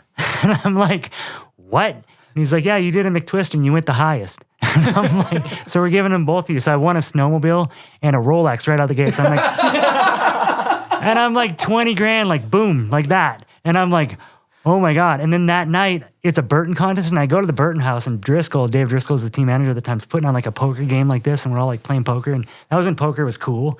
And I'm like pretending like I know what I'm doing. And I'm like winning all these hands, and I like left with like $400, and I took all the Burton dudes' money at their own contest after I just won the Rolex and the snowmobile. Were you wearing the Rolly? No, I got that later. So I'm just like feeling high, you know, and I was drinking a couple beers, and then show up the next day at the contest, the half pipe. And I do okay. I got fourth in that, and then I got best trick, which was a big switchback sev. So I won a computer and 1,500 bones. And then, and then the next day, I'm hitting the jumps, and I overshoot the jump, and I land way in the flats and just hurt my pelvis. And my buddy Shane Tallman, rest in peace, comes down and says like, what up, are you okay? And I'm like, I can barely move. And then I'm going up the lift with Nicholas, and Nicholas and Travis are like the contenders. You know, we're all kind of going for the car at this time. Because it's overall. Overall for the car. And I'm just like, I just got to fight through this. And then I'm like hanging with Nicholas like, yo, dude, I don't even care, bro. It's all good. Like in my mind, I'm like, I need that car. And I remember just fighting through that slopestyle run, and I ended up like 6th place, and it was just like, all right, here we go. And, you know, I feel like I deserved that contest win 100%. I did know the judges. They were my friends. It was Merriman, Franzen, and Davis, and Liam was definitely the dude there, like, running the show. And he made sure that it was correct. And yeah, and then it was like, I remember sitting next to Travis, just being like, it was going to be him or I, or maybe Nicholas. I don't know yeah. And then boom, I won a car. And so that was like, if you want to talk Cheddar Bisque, so that was the year I got Rider of the Year for Transworld, because I won another contest called Gravity Games, and then I won their jib contest, and then I filmed a video part, which I came out here a lot, and I talked to Seth about it a lot, because I'd come out here and meet with those guys, and they'd show me the jumps, and then I'd go back to Utah, and then Dogger would go back to there, and that was like, I think I won 50 grand in 3 days for Cheddar Bisque worth of stuff and a car, which I was like, I needed. And it's not even that. It's not even that. It's not like, oh, I want a car, but it's like, I needed that car. And then I told you last night that I was like, dude, I won a contest at Loveland, the Satellite Board Shop's Love Games. And I was like, they were giving away an $800 sleeping bag. And I'm like, I want that sleeping bag. So it's just like, I got to win this sleeping bag. So whether it's a car or a sleeping bag, I'm just like, if I want it, I want to win, you know? Like, did you drive the car home? No, it was so weird to get it, because it's like they're like, well, we'll give you this one. I'm like, but if I get this one, I don't want this one. I want like this the turbo one. And, you know, I want the one that's like another $5,000. And they're like, well, you got to pay that extra. And then you got to go to the dealership and make the taxes are paid. So I didn't get it for like 4 months. You like trade them the Rolex? Yeah, like, because they give you they give you the base model, you know what I mean? And then, but that year was the second year I was on Academy, and I think Brad Kramer called me to film for Dogger, and he's like, "You want to film for MacDog?" I'm like, like I don't have the Andreas Wig $20,000 travel budget. Like we kept Academy pretty grassroots. And he's like, "We'll figure it out." And like, so that whole year from the beginning to end, like that Abominable Snow Jam, rest in peace, Alex Pashley. Shout out. He picked me up from the airport and drove me up, and then whatever. And then I was at High Cascade, staying at a High Cascade housing for free, and I hitchhike up to that contest every day. And this dude Agari, who ran Japanese camp, knew me, so he'd pick me up every single day. So that whole year, or not that whole year, but that whole contest, I didn't have a car, and I'd hitchhike up to it because I knew Mount Hood. I knew how to hustle it. And I was just kind of staying focused on my own and staying away from people to like focus on the contest. So I was just like on my own. But anyways, to go back to that year, I think I spent $2,000 in travel budget that entire year filming a MacDog part and winning my contest, traveling the world. Well, not the world, but just the U.S. I kind of kept it secluded to the U.S. And it was just like I'd drive to Utah, I'd fly to Reno, and those were my only trips, and then drove to Mount Hood. And then Haba, I gave like my trophy stuff to Pashley to drive back to Colorado, and then Haba drove me back to the airport. That was so dope about Pash. Like, you know, he ran a budget and did a great job for his teams, but he would always hook it up the homies. I remember for me and for you, like, he'd pick you up at the airport. He'd let you stay at the Solomon house. He would totally like take you out to dinner. You were not on that budge. And he was always down to like help a brother out. 100%. Like I only wear Smartwool because of him. Yeah. Like straight up. Like he was always the best team manager too. Like when you're building a jump, he was like the dude. Like shoveling and building the jump with you. You know, a lot of team managers might not do that, you know. He was your TM when you were on Rossi for a minute. Yeah. When we went from Academy to Rossi, it was like 1 year. He was the TM, and then that kind of detonated. But you know, so that was a great year. You got Rider of the Year. What video was it? It was MDP with Love. Okay, MDP with Love and Abominable Snow Jam and all that stuff. And Gravity Games. Yeah. Whew. And year. that was a Transworld. And then we won the Transworld Teen Challenge. Yeah. Oh yeah. At Snowmass. That was a Snowmass. So we won every category. Yep. And it was we were the mariachi band. I'm pretty sure we couldn't do that today. Yeah. No. Dude, no. No, we might have. I remember wearing the big straw hats. That was the next year. That was the next year. That was the mariachi band year. Oh, that was it. The year before. I wasn't on that. No, you were there the next year with everybody. Yeah. We were But like it was the a same jug vibe, band. but different. And so that, we were like, we dressed up as a mariachi band. It was like Nova versus Mickle Bang in the jib contest. And you won all the shit. You won the half pipe, the bit, Yeah, everything else. And Nova was a street rail technician. Yeah. He was doing all the new tricks. He was, for sure. We didn't really get into just Academy and how it came to be. Oh, so Academy, you were riding for Random, and I was riding for Forum at the time, because M3 had kind of fallen apart, and I got onto Forum.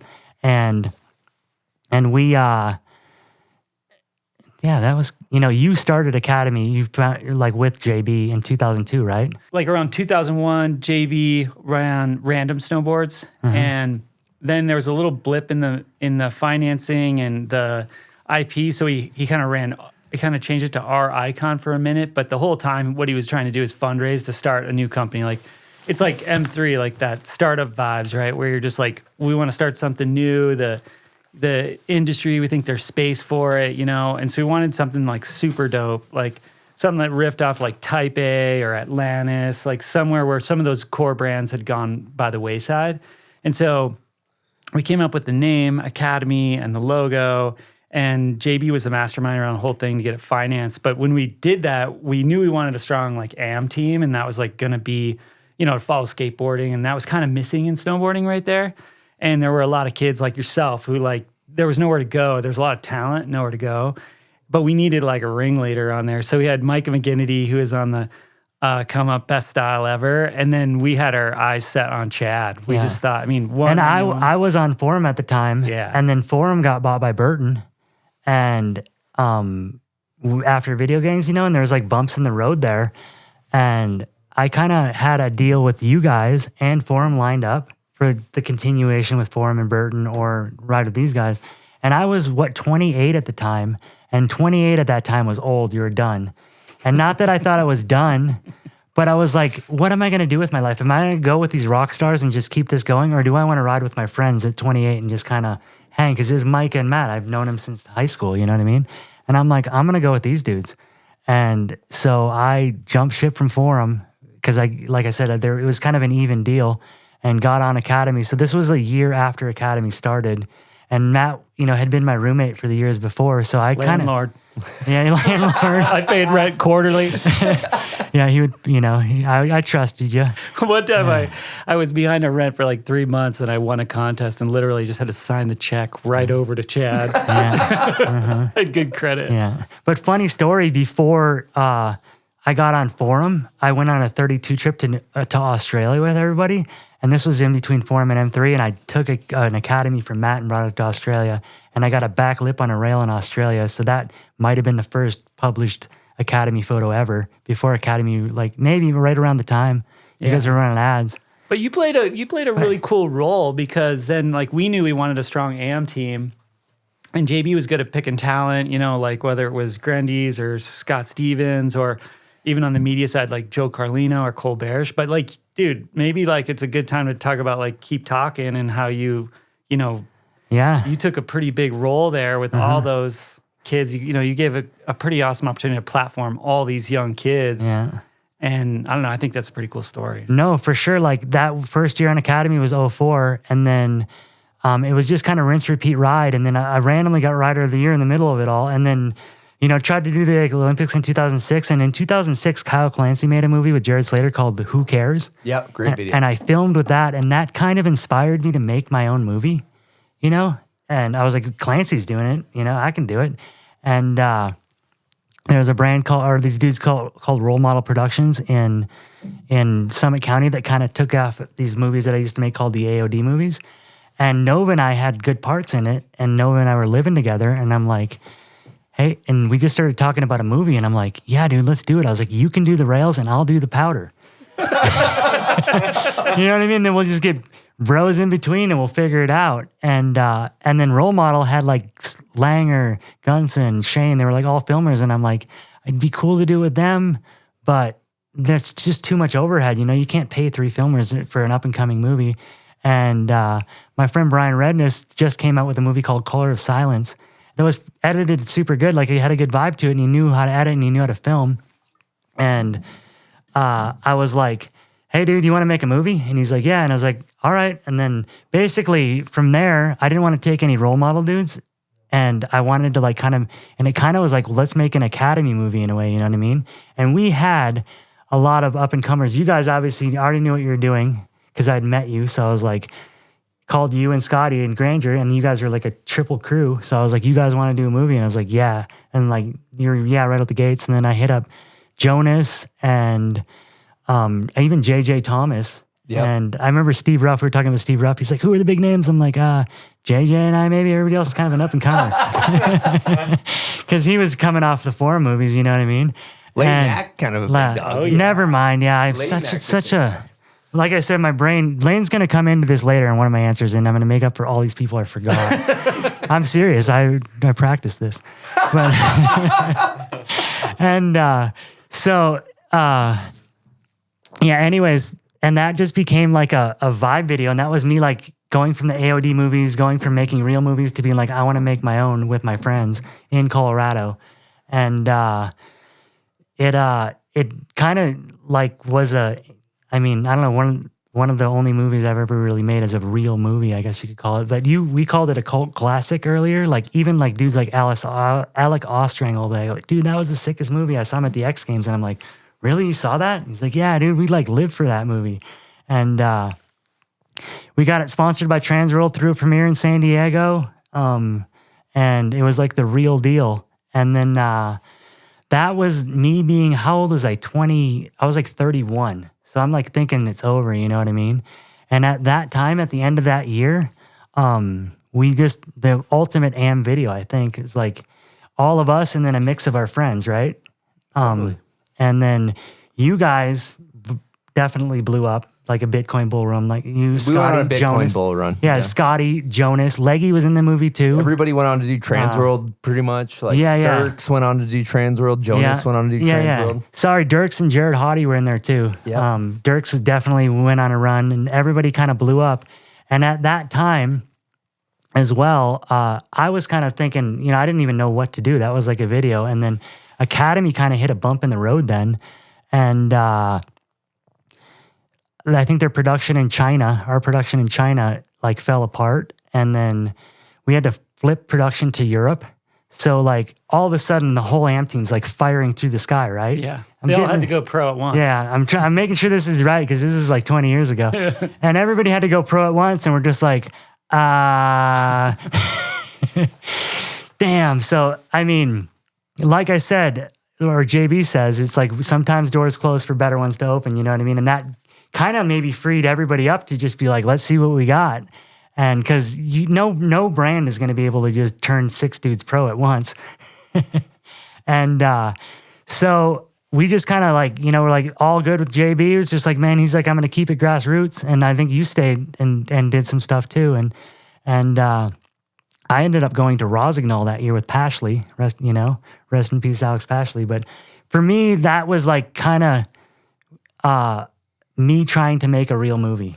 You know what I mean? Like, I was like, I'd made AOD movies. I'd done some with Gunston. I was like, let's do a movie with Colorado, and having it with Nova and being like, this is like the best jib kid in the world. Like, everybody will tell you that year, in my opinion, as far as tech stuff goes.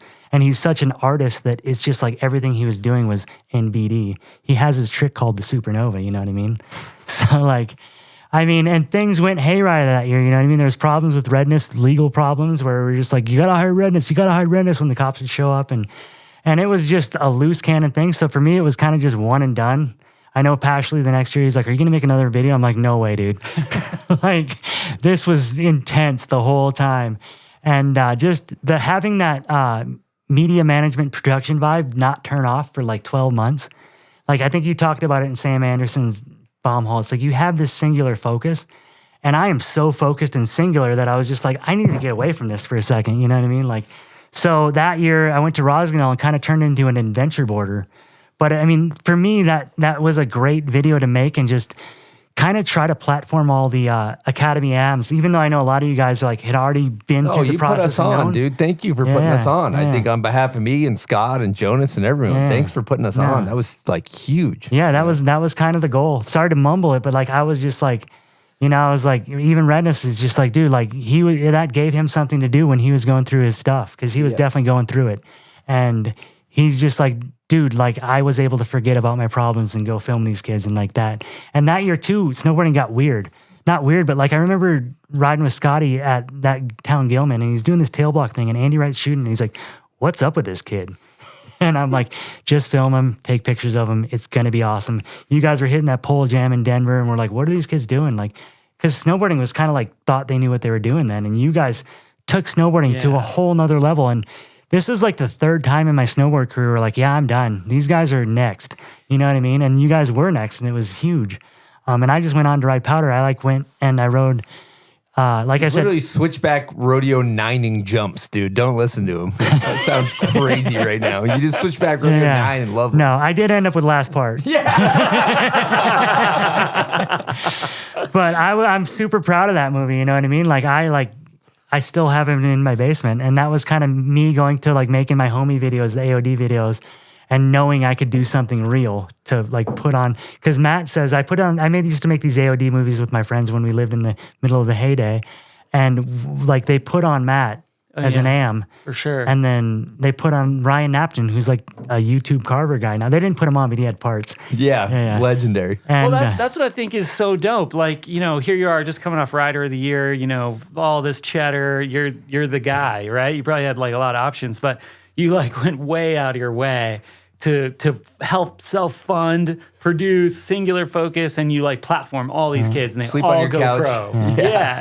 And who does that? You know what I mean? I ain't doing that. Yeah. I think about that sometimes. I'm like, I can't believe Chad let all these 18-year-old kids sleep on his fucking couch. You know what? I'm like, I ain't doing that for hell no. I have a hard time saying no is my problem. I was like, I remember even getting hotel rooms with you in Red Mountain and just being like, I got you. And it made me kind of feel good. Totally. Yeah.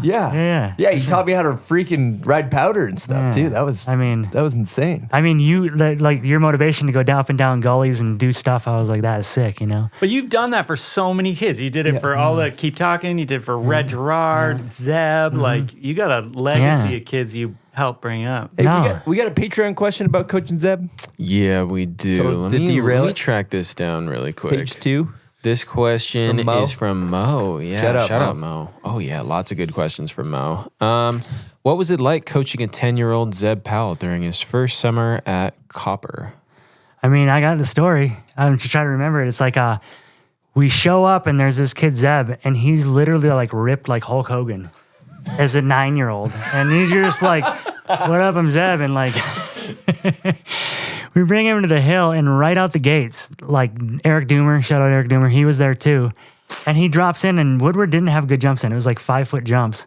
And they were not salted well. And he just first run, front 3. Second run, just jump up in the air, straight front 7. We're like, what's up with this kid? and whatever, we ride for 2 days. And then there's this thing called diggling, which is downhill scootering. And I roll over to the diggling list because there's a sign-up list. And there's this kid that said, Zeb the Boss Powell. And it was BAWWWSSSSS. And he like named himself in parentheses, the boss. So then all of the kids for the rest of the week called him the boss. And he was like, hey, boss, what's up, boss? And then I think he came back for like 3 years. And every summer, it was like, the boss is back, the boss is back. And he was like 9, 10, 11. And every year he'd come up and he'd just do crazy stuff. And from there, he ended up going to Stratton Mountain School. I'm just going to do a little quick timeline because this is a quick question. Well, not a quick question. Obviously, Zeb's still around. I think Rick and Phoebe were actually the ones that suggested him to go to Stratton Mountain School, like as a 7th grader.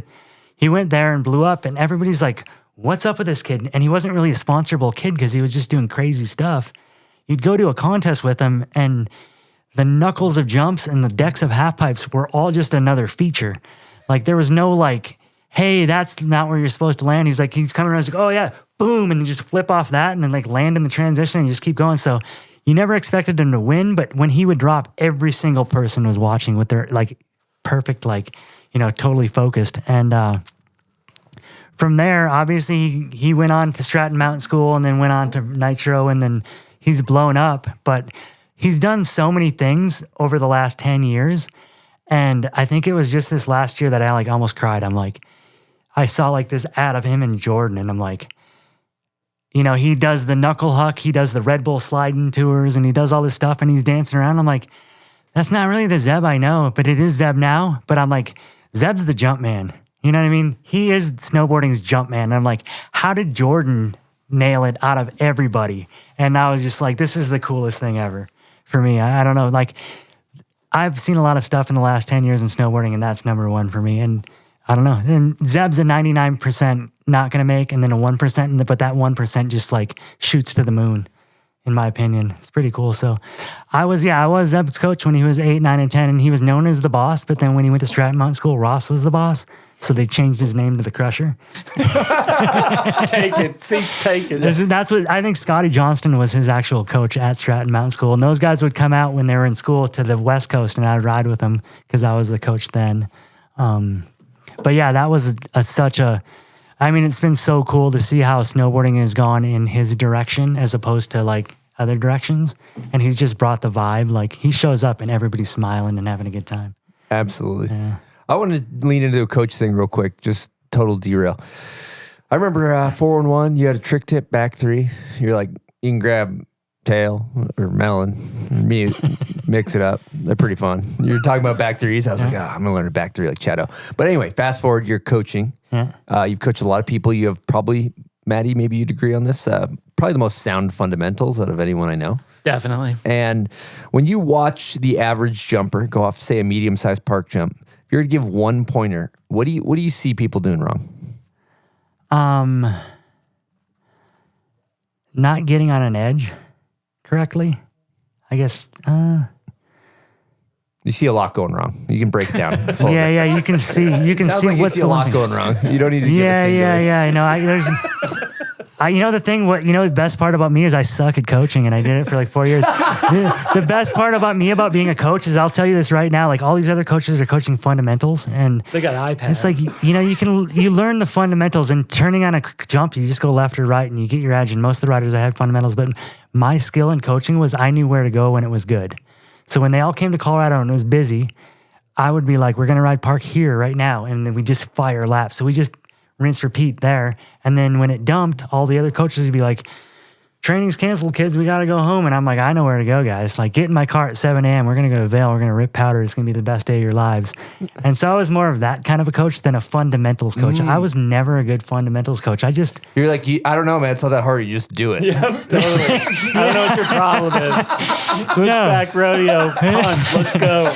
No, like I got Jake Weber. See, I always felt bad for this. My buddy Jake Weber, he moved out to Colorado and we're riding half pipe. He's like, how do you do McTwist? And I'm like, well, you take off your heel and your tail really good and make sure you don't miss your tail and your heel or you're going to chop your head off. And he's looking at me like, so you just told me if I screw up, I'm going to chop my head off? And I'm like, yeah, dude. And then I'm like, all right, I got to think about this coaching thing. I got to get better at this and like give it a little bit more relaxing moment. But for me, when I was a coach, it was easy. We just kind of go to Woodward and learn them in the foam pits. But for me, just edging on a jump is the hugest thing. Like you got to be good at turning. All right, we're going to talk about Arbor. I like what Arbor's got going on these days. They're doing big things. So Arbor has been making high-performance snowboards for nearly 30 years with a little thing called craftsmanship, and they do it with a conscience. These guys were on the sustainability tip long before it was cool, using real wood top sheets, eco-friendly materials, and giving a damn about the mountains and the planet. They're backed by one of the sickest teams out there. We're talking Jared Elston, a.k.a. Big Air Jer, Mary Francois, Red Gerard, who just won an X Games gold, Brian Iguchi, Danny Cass, and many others. Arbor Snowboarding is resetting the standard, blending high performance and sustainability with precision, power, and purpose. So whether you're straight lining like a psycho or going full dummy in the park, Arbor's got A-grade boards and bindings that you need to ride your best. So check out Arbor. They got a lot of cool stuff going on. Hey fam, we're going to take a quick break to talk to you about our incredible friends over at Kodiak. Now, we all know that Kodiak's making the absolute best pancake mixes on the market, but did you know that they're also making frozen waffles, muffin mix, oatmeal, pictured over there, and finally granola bars. Now, it's safe to say that all of their products are made with high protein as a priority and whole grains, which both help you feel fuller for longer, which is incredibly important when you're out there getting after it all winter long. And not only are they a perfect pre-shred snack, they're also a really great during shred snack. Picture this. I'm going to paint a picture for you. You're on the chairlift. It's cold. You're hungry, but you don't want to go to the lodge. It's going to take hours. It's packed in there, and the snow is too good to miss out. So you reach into your pocket. What are you pulling out? A granola bar from Kodiak. 5-10 seconds, boom, done. You're ready to go, fully refueled. And if that doesn't get you excited, this certainly will. New this year, Kodiak granola. And I know that's getting me excited, so I know for sure that's getting my boss, Grendy's, excited. He's the biggest granola eater I know. But get this, it's not just for split boarders, it's for everybody, okay? And if you want to get your hands on any of these delicious and nutritious Kodiak products, you can find them at almost any grocery store. You just look out for the bear on the box. Good news, ladies and gentlemen. Yeti has finally done it. They've created the everyday hydration solution. And of course, we're talking about the Yeti Rambler Travel Straw Mug. Topped with a leak-proof straw and lid, this travel mug will keep every drop safe until you're ready for that next sip. Built with a comfortable handle and quick flip straw, you'll be all set for easy sipping on the road, at the gym, or even in the wild. Now, if you're like me, you're probably thinking to yourself, gosh darn it, I wish I would have known about this before I bought my Yeti Rambler water bottle. Well, worry not. Yeti thought about that because they're selling the lid and straw separately. So you can get your hands on a travel straw mug lid and upgrade your current Yeti Rambler water bottle. And to top things off, they've got double wall vacuum insulation to keep your drinks cold, even on the hottest of days. They're rust and puncture resistant because they're made with kitchen grade stainless steel. And last but not least, they're dishwasher safe. So anybody out there who's a fan of drinking beverages, you might want to get your hands on a Yeti Rambler travel straw mug. I highly recommend it. Devin Walsh told me that he's the dude. Like, I was in New Zealand with him. He's like, you know what the most important thing about snowboarding is? And he's like, what? Knowing how to turn good. And it's true. Like, what's the ticket for that? Asking for a friend. Yeah. Oh, dude. But anyways. You know how to turn. You tell me something. Turning clinic. Yeah, you said you had the best turning clinic in the turning world. trick. There's all kinds of movements. There's fore, mid, and aft. Skivet turns. Geez, we're getting in the weeds already. You know, because at the not after aft. Aft. I learned that in my. But anyways. So we're not going to get any. We're not going to get any advice. Hips. Yeah. No, I mean it's like you turn the beginning of your turn, you're forward, middle you're turning, you're middle, and the back you're turning, you're in the back. Oh, okay. So you're driving your turn, and as opposed to pumping your turn, you're like generating speed through your turn. Right. So that is a trick. Napton knows nothing about this. I've told him, I was like, dude, let me show you this. He's like, I let the board do all the work, dude. I'm chilling. Damn. Yeah. Okay. No, but you're right. Napton is the most famous YouTube carver, but it is he butters, dude. He does tricks. His butters are classic. swag. No, for sure. I actually made a video this year, and the whole last clip of my part is like 30 turns. No joke. But anyways. Aren't you the one that said nobody cares that you turn? Yeah. Isn't that your hashtag? Turning is a sign of fear and weakness. That's actually a Skylar Holgate Silverton. Can you elaborate on nobody cares that you turn, please? I think it was when Instagram came out and everybody's posting pictures of him turning. And I'm like, what are you guys doing? Like, nobody cares. Like... Cool. I want to see a trick. You know, this is pre-video Instagram. I'm like, it's like, you know, the cover of Powder magazine was always lame. You know, you're just like, who can't turn? Like, you know, I don't know. It's yeah. It was like you're able to be your own self-promoter on Instagram, and then everybody's posting pictures of themselves turning, and that was the hashtag. Nobody cares that you turn. Is turning a trick? Is turning a trick? There's tricks to turning, but I don't know if it's a trick. Is splitboarding the answer? No, hiking is the answer. Okay. Or it's a answer, not the answer. It's one of the answers. There's a lot of answers out there. So it's not the answer. Splitboarding is not the answer. No. Sorry. We're getting to the bottom of a lot of big This topics. is good. But it's an answer. Yeah. It's an answer. You but spend a lot of time doing it. Yeah. Yeah. No, for sure. Yeah, I'm a huge fan of turning. I call them. You know, it's like I like mellow turns. I'll go split. Everybody's here splitboarding alone. It's dangerous. I'm like, I'm just gonna go do like blue runs and powder. It's like going on a nature hike. You know. You don't do blue runs by yourself. You're fucking lying on air. You literally go to like the sketchiest teeners by yourself in Colorado with the sketchiest snowpack. It's nowhere near a fucking blue square. What are you talking about? Yeah. I don't know about that, but yeah, it's all right. Sketchiest moment you've. No, it's true. It's true. It's I do, but they're usually I keep it pretty safe in my opinion. Have you had a sketch moment solo? Yep, I have. Would you want to talk about it or no? You know, I don't know. Yeah, I've been caught in avalanches alone for sure. Like and that woke me up, and you know that was one, and that was like going home and you're like feeling kind of like a ghost, and that was a scary moment for sure because you think it's safe and it's not safe, and then it goes, and that's what's scary about the backcountry, and that was a long time ago, and I've learned from then. You know what I mean? So it's not a blue square. No, I mean it wasn't. No. Yeah, but that's. But great. now, like, I mean, I guess I didn't want to mention that, but I do, like, I kind of wanted to promote stay safe if you're alone. Like, there was a moment where I wasn't, and it happened, and I lived. And then there was, another moment where I was out with my friends, and it happened again, and we were being as safe as we possibly could, just talking to each other the whole time, three of us, and I got out of that one too, and and I mean, every snowboarder, a lot of my friends have been in the same situations, and it's scary, and you're like, why did I do that? Why did I drop? And I've learned so much from it. And I don't even know how to talk about it correctly.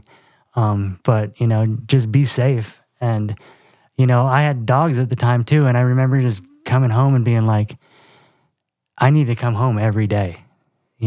Like you need to, like the smallest things are your family and your friends that you need to come home for. And I learned a lesson for sure. And, when I go out now, if I go out by myself, it's like I keep it blue run turns. I mean, you might look like I'm not, but I'm definitely. I've learned the Colorado snowpack, and I'm very fortunate to still be alive. definitely. Fuck, we're glad you're here, Chad. Yeah. And we have a guest question from Doran Laybourne. All right. Here we go. Say it loud. Hi, Chopper. Hey, Reese. What up, Chad? It's Doran and Reese. I want to know why you ghosted the Bomb Hole fans for so long, and it is finally time that you got inside the booth. Second question is, could you please tell me how you really feel about snowmobiling? Bye. That's it. The snowmobile one's easy. The real question is maybe we'll get to this at the end of it, but like this last winter, Blaze went and made a midlife crisis movie with his buddy Roy, kind of like, because I was so burnt. I had done like 5 video parts, edited 7 movies. And I was just like, dude, I'm out. I'm just going to post Instagram clips, all winter. And just ride to ride and have fun, you know what I mean? I can't put a production on my head. And he's like, well, I'm making a movie with Roy. And I'm like, all right, go. I'm like, I'm not going to think, And so I do that. And then Blaze is doing it. They're editing their movie. And this is why I'm here in a way. But I've been wanting to come on, and I wanted to have a story, and I wanted to talk, and wanted to, not to have a reason, but I have a long story. It's really hard to tell a 40-year story. So I'm staying at my friend Jeff's house like 2 months ago, and I'm just clicking buttons. And Matt knows I like to click buttons on my computer, and I'm like, I posted Instagram clips all year, and I'm like, what is this going to look like as a part? And I just like lay it out, and I'm like, that's kind of a part. And I'm like thinking about the Academy team, and I'm like, what can I do for the Academy team? Kind of like keep talking, you know what I mean? Because I want to like promote them. And I was like, well, my Academy team, or our Academy team, only posts their most authentic, genuine self on Instagram because they're not filming for a part. So if you're not filming for a part, you're just throwing your good clips up all year long. So I line up the whole Academy team's Instagram clips and play it on a timeline. And I'm like, damn, this is kind of sick. Like Wyndham's part, I got a part. Daniel Frank's got a full part. Then there's like the crew part. And I'm like, this is like a AOD, keep talking, just like raw vibe. And then I was like, what should I do with it? Because Blaze is doing the midlife crisis movie, you know what I mean? I'm like trying to like block it out because I'm like, I need this, kind of like keep talking here. I'm like, I'm good, dude. 7 videos, 5 video parts. I can't do another. Taking a break. And then I'm like, Slush Magazine. I'm like, we're putting our gathering video up, and the new MLC movie that Blaze is making is probably going to go up. And then I'm like, but I just throw all the Instagram clips up, and then I showed it to Jeff. He's like, that's sick. And then I show it to you. I'm like, I can't stop clicking buttons.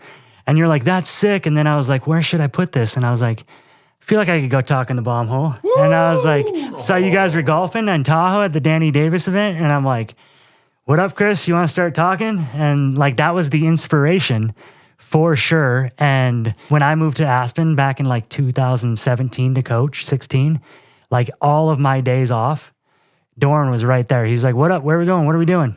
And it was like, saved me because he was one, like there was only a few of us left in Colorado. Like Ryan Luget is one of them. We were talking about that the other day. Like there's only like 6 of us left. Last of the Mohegans. Yeah. And we're just like, so it's like, I only had a couple friends left, and Doran was there the whole time.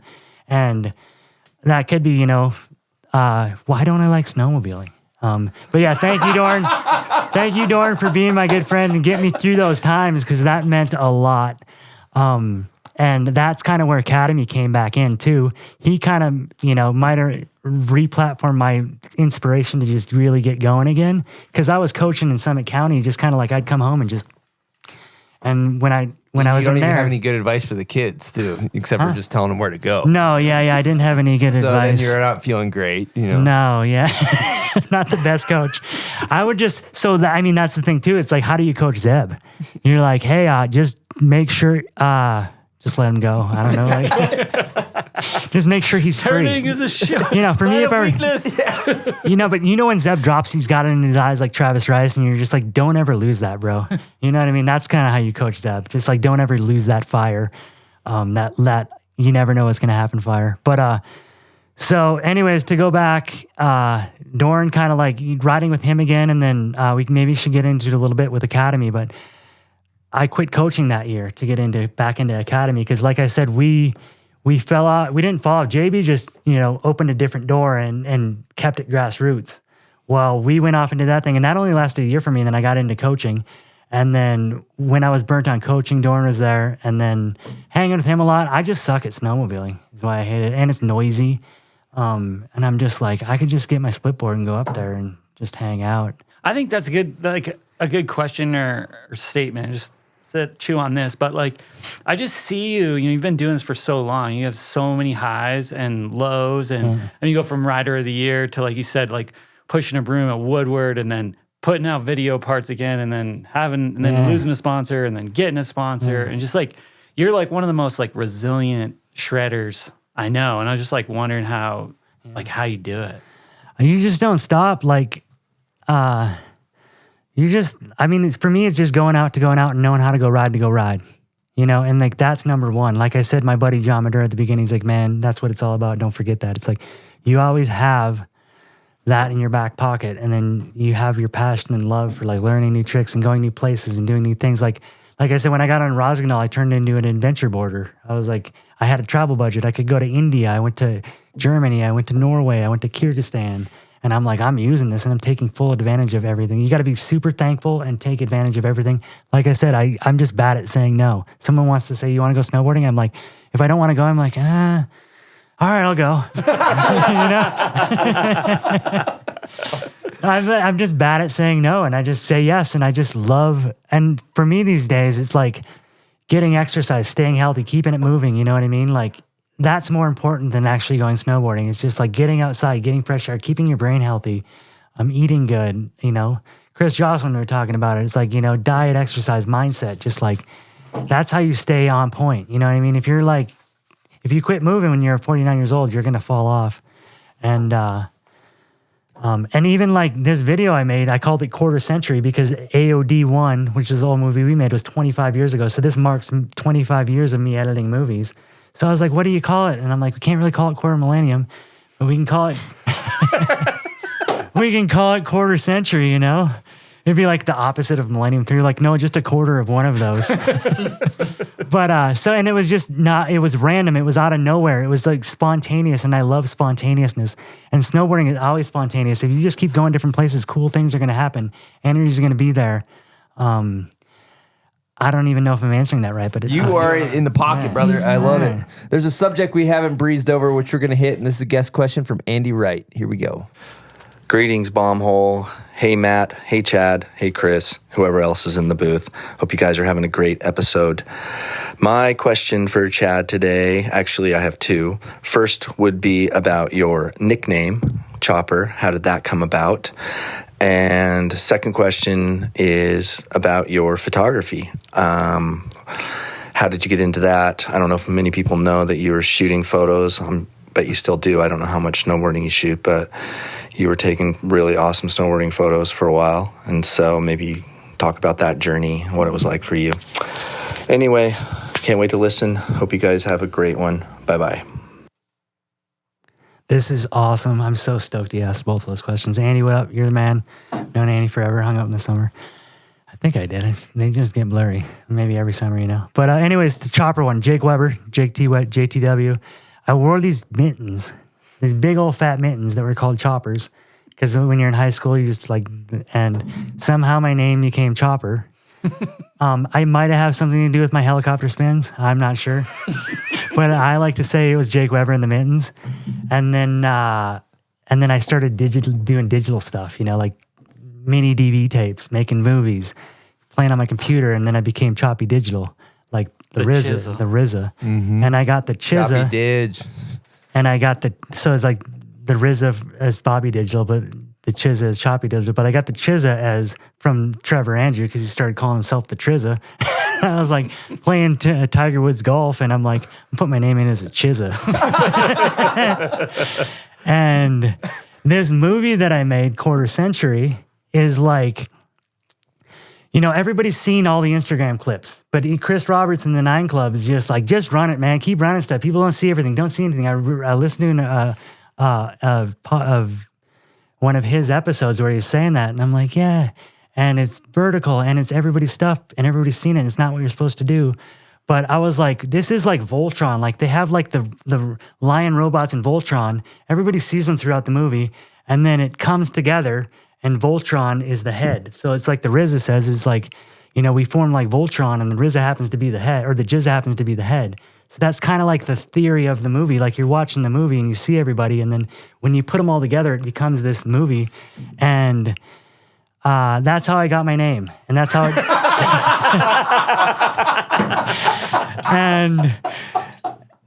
And then I was like, it's vertical, and you're like, it's vertical, and then I look over, and Jeff Meyer's kids are watching YouTube on a big TV, and it's vertical. I'm like, the kids are doing it. He sends me I actually shot some. I was like, what do we do? This is vertical. Yeah. He's like, dude, you get with it. You're behind the trend. And then Antonio Duro, Antonio Duro, the part, new vertical part. Yeah. No, sorry to interrupt you. And no, that's all good. You're the one supposed to be talking, but then he also asked about you getting into photography.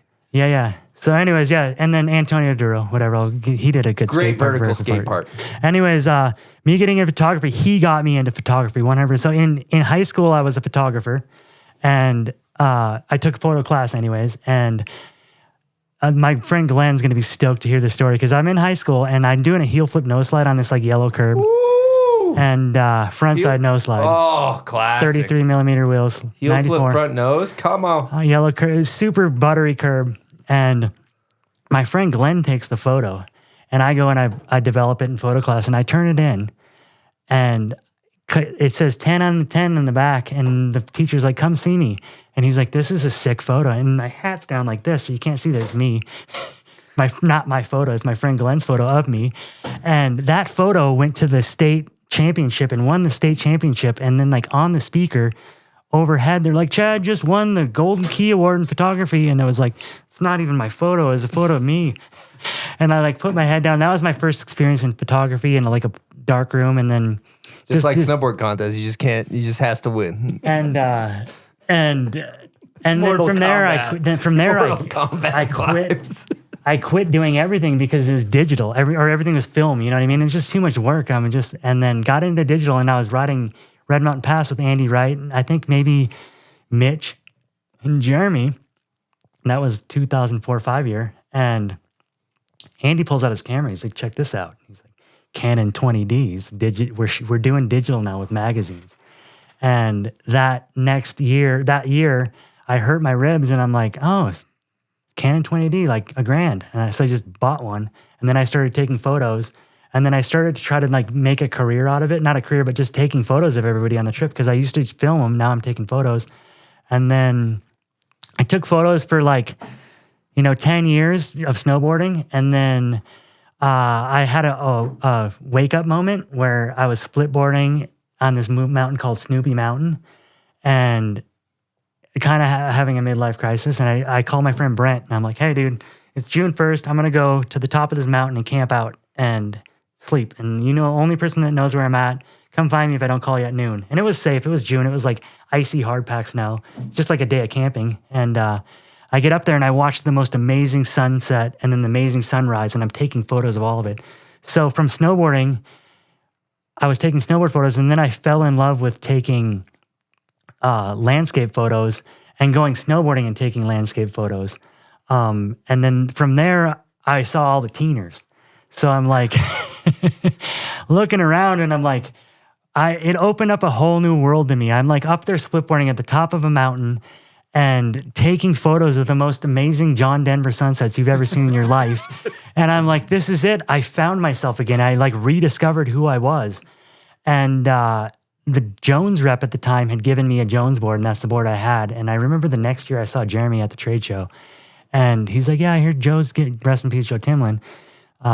He's like, I heard Joe gave you a board. I'm like, yeah. And I'm like, dude, thank you for everything you do. Like, you kind of changed the trajectory of what I'm doing. Cause I was like kind of just freestyle focused. Like, you go in the backcountry, you build a jump, you hit a cliff, you do this. And then I got to the top of that mountain, and I look around, and I saw like hundreds of runs, and I'm like, I got something to do with my life. And straight up, dude, I should get.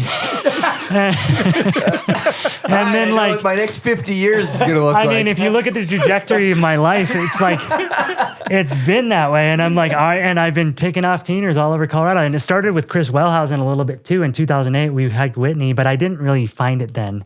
But that day, I still remember finding it. And then from there, I just started taking landscape photos, and my friend Jeff Brockmeyer, Jeff Juices, the world's most famous juice influencer these days. He got me into like taking ND filter photos where you take like a 3-minute exposure during the day where you get the clouds kind of moving milky. And then that turned into like kind of like taking a snowboard photo because you're like sunset's going and you take the photo, but instead of the quick click of the snowboard shot, it's a 3-minute video of a photo of a sunset. So you kind of sit back and watch the sunset like you would watch a snowboard trick, but it's just more relaxing in a way. So I just kind of got addicted to like hiking to the top of the mountains and taking landscape photos, and snowboarding just kind of got boring to shoot because it's just like I'd rather hang out and watch it. You know, you got to be real creative, and I don't have that creative mindset in photography. You were saying like some of these peaks are like spots. You know, you're like born into the streets, and and now you're looking at these peaks like kind of similar. 100%. Like you want to do this peak, and you want to ride it with the snow in that condition. You know what I mean? So like I said, like I'm pretty strict right now in my Abbey safety, and you want to get it in perfect condition, perfect snow, and hike up it. Like I'll hike a peak at like a midnight, and I'll hike in the dark for like 7 hours, and then because if it gets hot after 8, it's going to get dangerous. So you can drop it at 8, and it's just like a spot. You know what I mean? It is like a jib spot, but if you get the line correct, it feels like you got a trick. In a way, if you get the turn correct. I don't know. I love it. It's all. I mean, I'm rambling on that. No, John Denver Sunset. I love it, dude. It's like you just like going and camping at the top of a safe. It's totally you can be safe and like until you ride down the thing. Yeah, I mean, like I said, I've had my incidences, and I'm just I like know you're taking. I 100% don't advocate or whatever you're gonna call it for going out alone or being dangerous. I always have friends and take multiple classes. You've been managing risk your like whole life. I mean, like you're gonna get smoked, so be careful. But it is like a trick. 100%. Getting a good line and good run is like a trick, and it gives you the same feeling. Well, we actually have some of your photos too. Mm-hmm. I don't know if we're getting picked up from the print shop, so we're Nice. excited to. I have a little Chad photo collage on the wall here at the bomb hole. Excited for that. Awesome, thank you. I mean, you guys got a lot of photos. I kind of want to hang out here for a while and look at them all. Yeah, you can do that. Yeah. Do that, Chad. No, I'm stoked, and I'm gonna try to get back on focus too. That was a rambler. So, splitboarding's one of the answers. It is. It's one of the answers. The hiking is more of the answer than splitboarding. Hiking is the actual answer, and that applies to a half pipe, a down bar, cheese wedge, picnic table at Trollhagen at 3 a.m. Park jump. That also, I would say that splitboarding falls into the hiking category. Yeah. No, for sure. Hiking up. 100%. It's splitboarding is more of a rocket ship to the top as opposed to hiking. Is not going to be a rocket ship. All right, let me tell you what I'm excited about, people. These Bubs Naturals Hydrate or Die hydration packs. We are hammering these things at the office all day long. I'm drinking these on the daily, staying hydrated, whether I'm just at work or I'm out getting after it on my snowboard. And one thing people should know is that 75% of Americans are dehydrated. You're talking about losing strength, focus, endurance. You can have some brain fog. So let's hear the science. Your body needs electrolytes. We're talking sodium, potassium, magnesium to actually pull water into your cells. That's where Bubs Hydrate or Die comes in.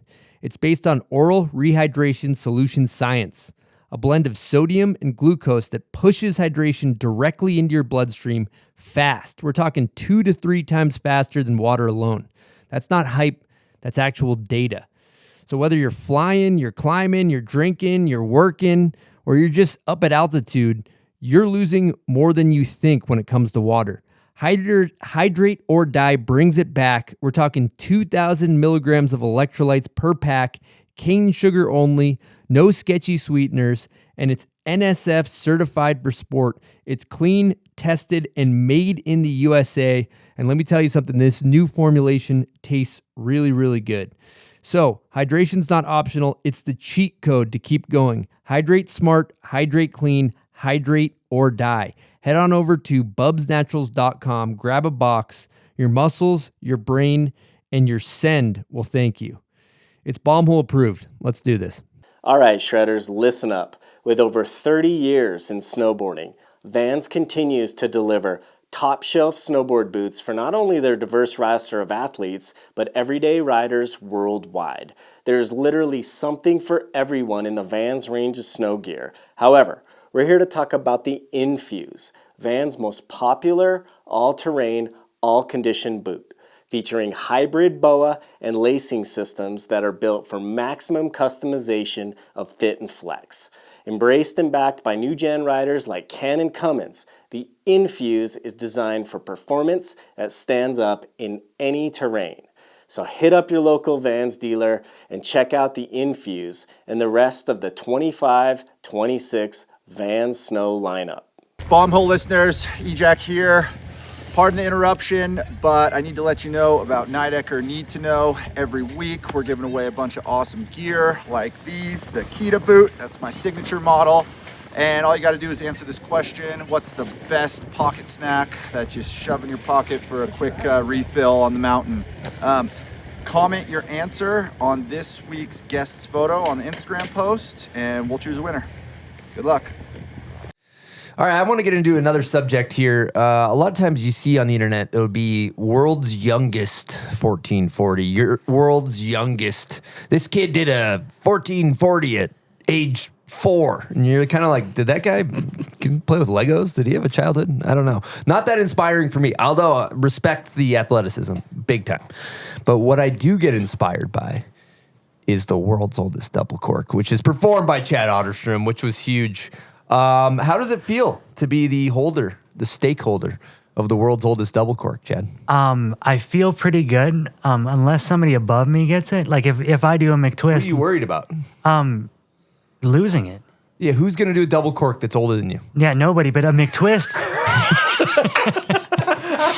But a McTwist, like if I do one and Richards is like, if I do one when I'm at 55 and Richards hasn't done one for 5 years, he's going to be like, oh, cool, I'm just going to go do one and cancel you right away.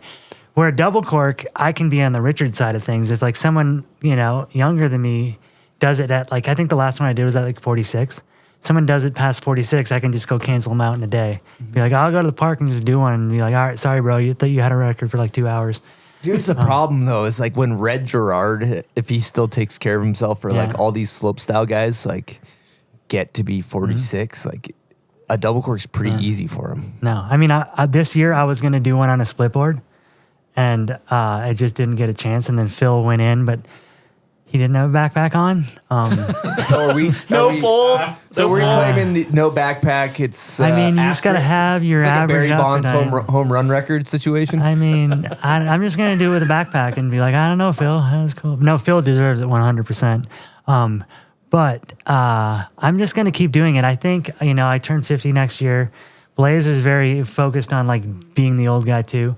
And I honestly, I'm more of a midlife constant, less crisis. Yeah, I didn't quit for 20 years. Those get that's the energy.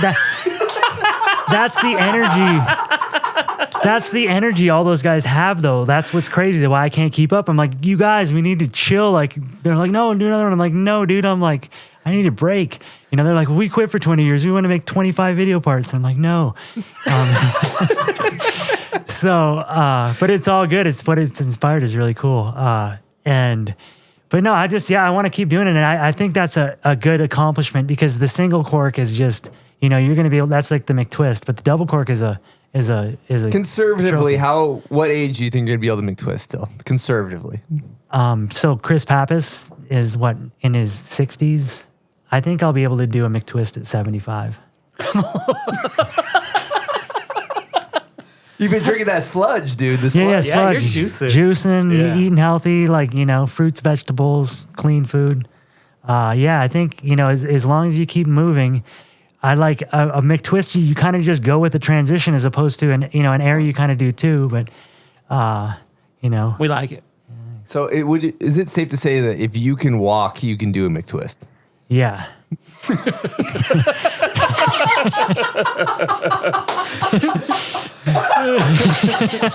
I think so, for sure. I mean, I'm not going to, the thing is it's got to be in the right place. When you get older, you just got to make sure your landings are softer. I'm not going to probably do it in a 22-foot pipe, but I'll just find a transition and put it into powder and then give it 3 tries and then it'll work. You know what I mean? So Jersey barriers off the table. At No, yeah, 75. definitely not going to be Jersey doing a barriers. 75. Snowman. No, it's just like you build a quarter pipe and you have a powder landing. You just kind of like, it's like an airbag. Yeah. Yeah. So, I mean, it's so in my brain. And, I think Richards will be able to do it too. Double cork, though, I think I could do a double cork in my 60s for sure.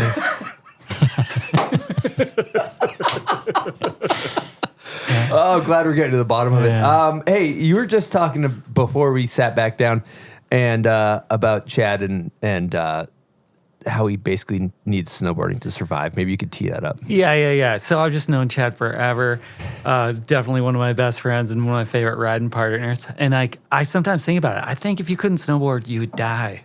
And you kind of need snowboarding to live. So I don't know. Do you think that's right? I don't want to put an ultimatum on saying I want you around. 100%. I don't. You are obsessed. Yeah, I mean, for me, it's just getting out to get out and going ride to go ride. And like I said, 8 years ago when we moved to Aspen, Dorn was like that dude. He's just like, we're going out to go out, we're going to go ride. So having that feeling and that vibe, I need it in my life and I love it. It's like going out and you turn off to turn on. You know what I mean? When you're out there and you're dropping, you're turning on. And lose yourself to find yourself. What do you call it? Exactly. Serotonin. Serotonin turns. I had a roommate that was a mental fitness coach, and he talks brain drugs. Serious. And he's always talking, and serotonin turns are like safety turns. Yeah. And you go get safety turns, and it's just get that feeling, get that vibe, and. Well, you're looking higher and higher. You keep looking. No, at bigger it's mountains. I'm still progressing. He keeps looking up. I mean, I'm looking at 18,000 foot peaks in Pakistan these days, and it's I want to go drop in on those, and it's all kinds of stuff. I still have, like I said, I'm feeling very mission accomplished and mission complete in my life right now, and just in life. But in snowboarding, I still have huge goals, and I'm never, having those goals to reach out to are fun, and then the road to those goals is fun. It's inspiring. No, it's fun, and it's even skateboarding too. I lived downtown Minneapolis 2 summers ago, and I was skating all of my old spots, just rolling curves. Flip front nose. Yeah, and I had friends there that I would run into and skating curbs there that were there when I was in high school. It's you guys are still here? They're like, yep, and they're in the same thing. It's just getting out to get out, and I don't do well sitting inside. I'm not just gonna sit there, And I've been fortunate enough and lucky enough to not have to go sit there and get a job and go, turn off. I've always been able to do. So the fountain of youth is keep moving. Yeah. If you don't move it, you lose it. The motion is the lotion. The motion is the lotion. That's gross. What are you talking about? So it is true that if you don't use it, you lose it. Yes, it is very true. It's if that's just what they say when you get older is you got to keep moving. And that's therapy, just moving. And that's where I like That's how you split boarding McTwist and till hiking. you're 75. Yeah. If you hike a half pipe, that keeps you moving. It's all the granola bladers and stuff. They're we did 5,000 vert today. And you're you know how much vert Todd Richards did in 1987?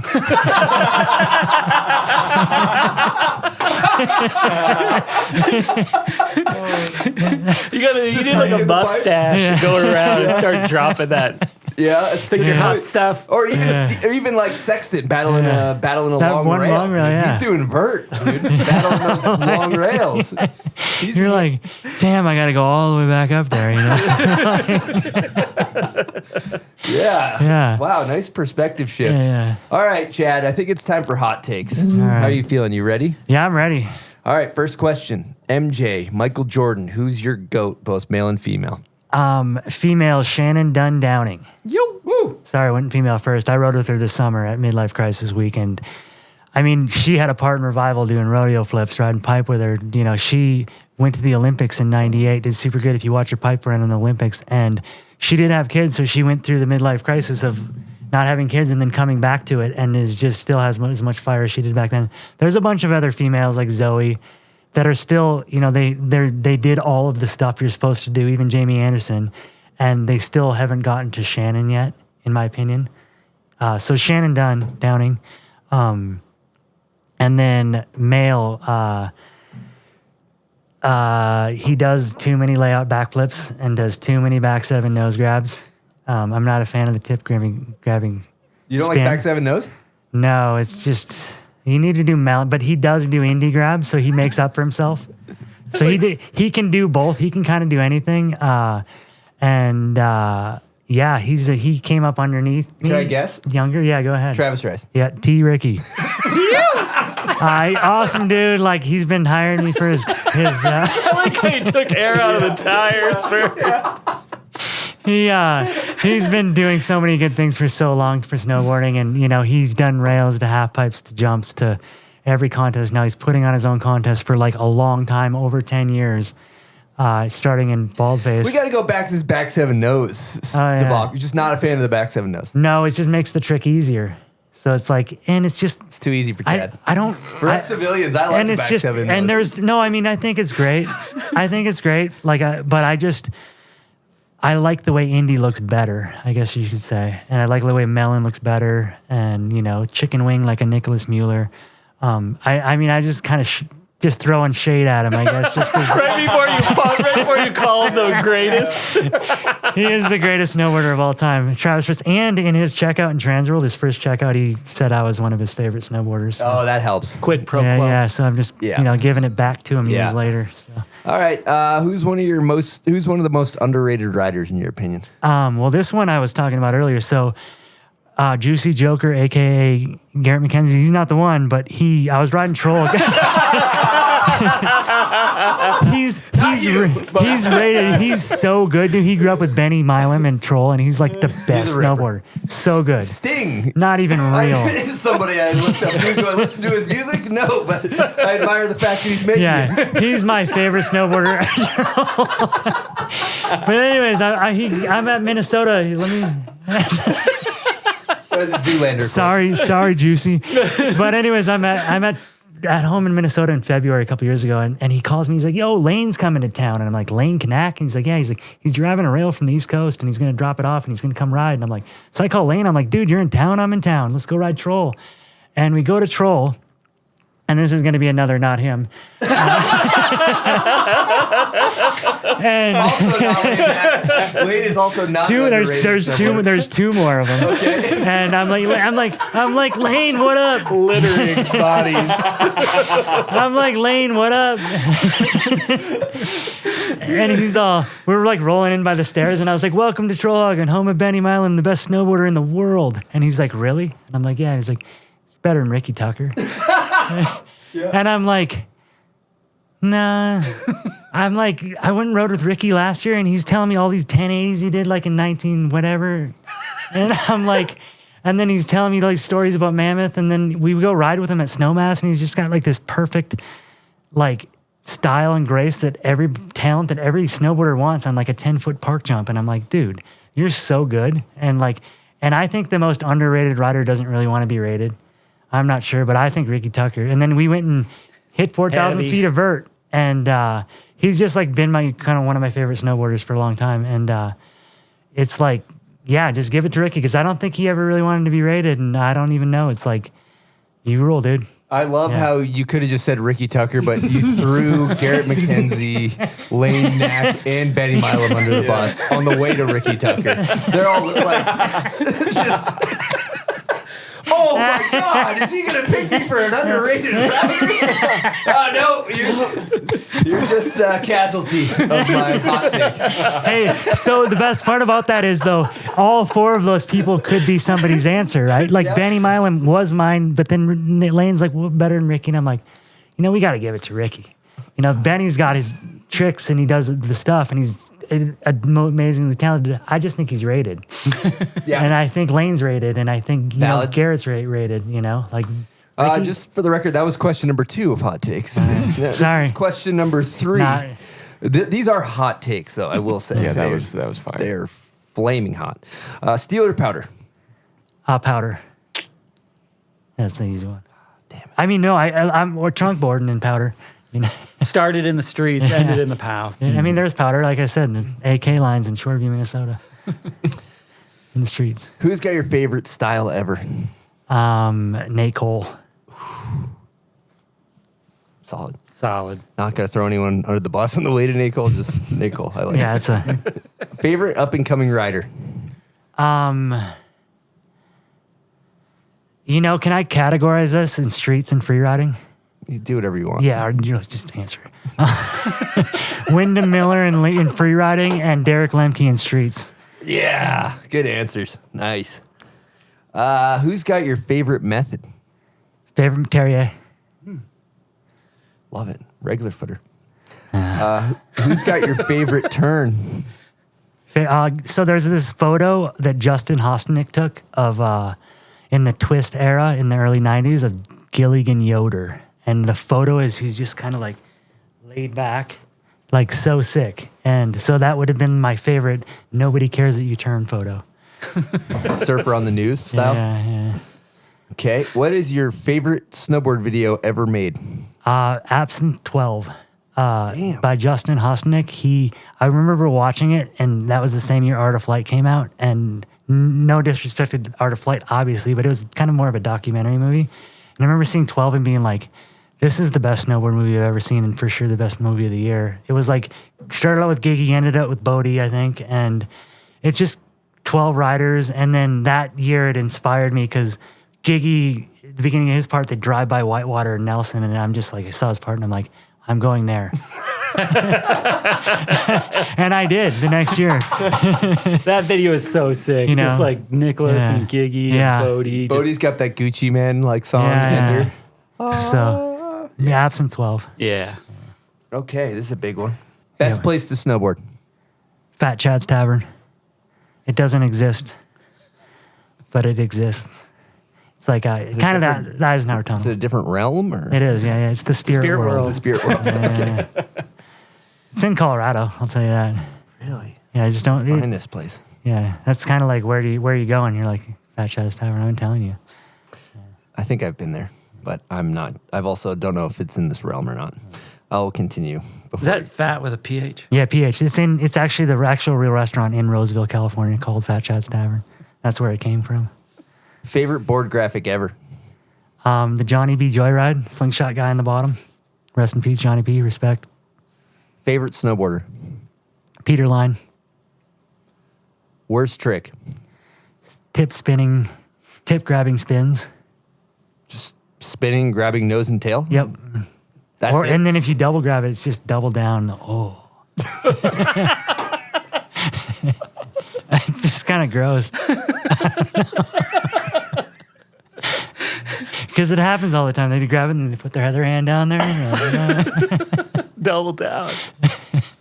Okay, this is a new one. We just added. I like this one. If you were to buy a snowboard that isn't your board sponsor, what snowboard are you buying? I would put a Never Summer graphic on one of our boards at their factory. Does that count? No. You kind of like, because you got to buy. I'm trying to be cool. You're not. You know, I got to go buy a board. Like if you're like walking into a shop, I like your forward thinking on that. Never Summer is. I mean, you could say Never Summer, but you didn't really buy that if you went to the factory and put it on your board. No, you're saying I got to go to a shop and buy a board. Yeah. Yeah, I would probably buy a Never Summer. There it is. Yeah. I mean, like I can tell you a quick story. The 10th, 12th grade, I went to Colorado with my friend Matt Swanson. We went and rode Berthoud Pass, and we heard the Never Summer team was there. We went and hunted them down. And we're like, you guys the Never Summer team? They're like, yeah. Like, can we hit your jump? And they're like, yeah. And they like let us hit our jump, which is not cool these days, obviously. We sessioned with them for like 2 days, and then I don't even remember who they were. But then we went back to Minnesota being like, man, those Never Summer dudes were so cool.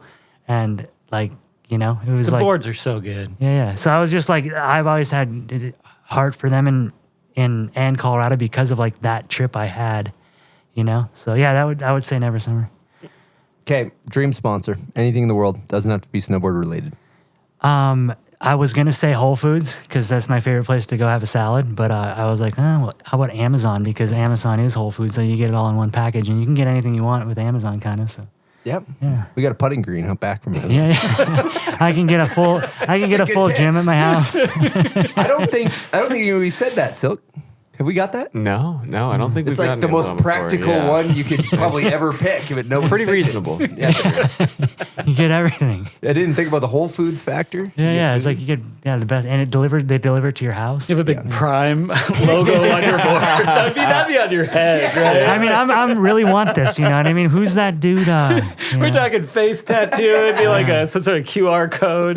They got a big budge. I'd imagine they got a good budge. Yeah, who's Travel that? budge is flowing. Who's the heel flip skater with the dreads? Neen Williams. Neen Williams. I think he's got like food sponsors like that too. Like, I think he's a entrepreneur. I think he has a restaurant. He owns those restaurants. Yeah, I don't know.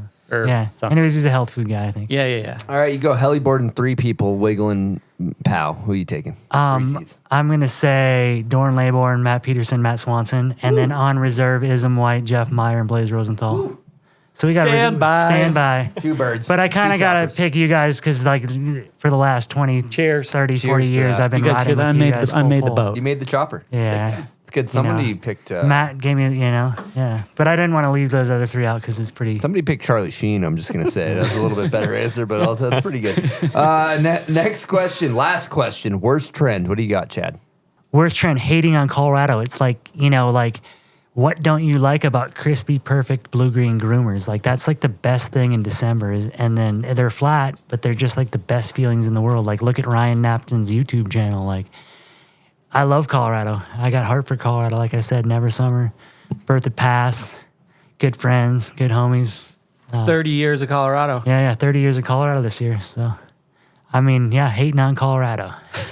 Nice. It's a hot take. Those are some hot takes. Yeah. I have actually switched my position. I'm pro Rado. Yeah, Chris. Let the record show. Pro Rado. I'm pro Rado. I He switched turned my around. position. We went there this summer. It was a good time.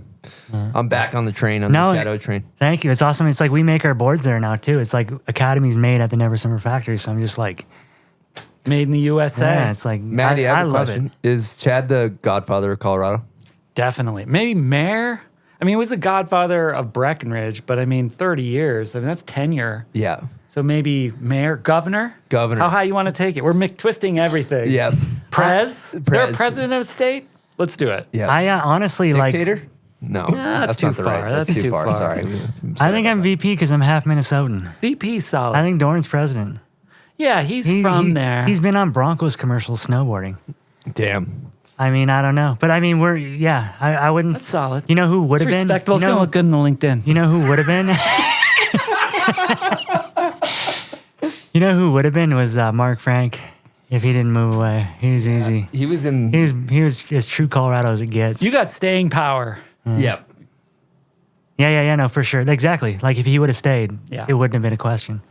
But whatever. Okay. One thing we haven't talked about is judging, which we should hit on real quick. We have a Patreon question from Crispy Crew. Why don't you tee that one up, Silk? Yeah, here we go. For Chad, as someone who's been a judge of X Games and natural selection, what is your favorite event to take part in judging? And how long will you be judging X Games until AI scoring takes your job?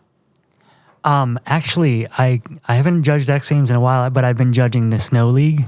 So and do tours and things like that. But yeah, that's crazy. I don't think it'll ever take our jobs. You know, that's what's great about judging. It'll help our jobs, I think. AI will do. But speaking of Danny Davis, I judged X Games one time, and it was my favorite X Games to judge. He won with 5 different snowboard runs in the half pipe. Oh, that year was amazing. And I remember standing up in my chair just being so stoked. And I was the one that gave Sean White the 100 and back at 100%. Like he did the best run ever done in snowboarding. On the last run, on his victory lap, he could have just ridden down. And he had already won the contest. So we're like, scores don't matter. This is the spirit of snowboarding. Let's give him 100. And that was, like everybody's like, that wasn't a perfect score. He dragged his hand. I was like, he did the best run ever in the half pipe ever. He could have just left, and he did that. So I did that, and then, but those contests are okay to judge, but that's more mathematical when you're judging those. But the natural selection is the craziest contest to judge because you don't know what they're doing when they drop. And you have to be so focused, and the energy of not knowing what they're going to do and what's going to happen when you're judging is insane. And I think last year when we were judging, we literally, every run, we're like jumping out of our seats. as judges in like a room, judging it from a TV screen, just like losing our minds, like watching it like you guys would watch a live contest here, but we're judging it. So, I mean, natural selection is definitely the most insane. It's the hardest contest to judge. Dude, I think about that, like being a judge when people are super disappointed when they're like right on the cusp. Like that's got to be hard. No, it's gut wrenching sometimes for sure. Yeah. That's like the worst job in the world. Like it's like thankless. No, you're like when you get it right. Yeah, you're like there's no winning. You know, I mean, I think it's I think it's amazing that they have some of the best shredders in the world judging. I mean, I think they do their work. I'm just saying, what a thankless job. You get it right, nobody cares. Yeah. Like it's just like whatever. There's no pat on the back. Nobody.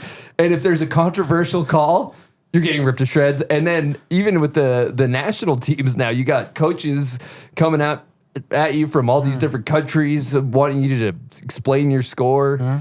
Exactly. I'm good at that now. Like after over 10 years of experience, like that's my focus. And like, yeah, I mean, whatever you guys just said is 100% right though. Like it's a tough job to be a part of. Free hotel room. Like I said, I feel like it's why peanuts in a free hotel room.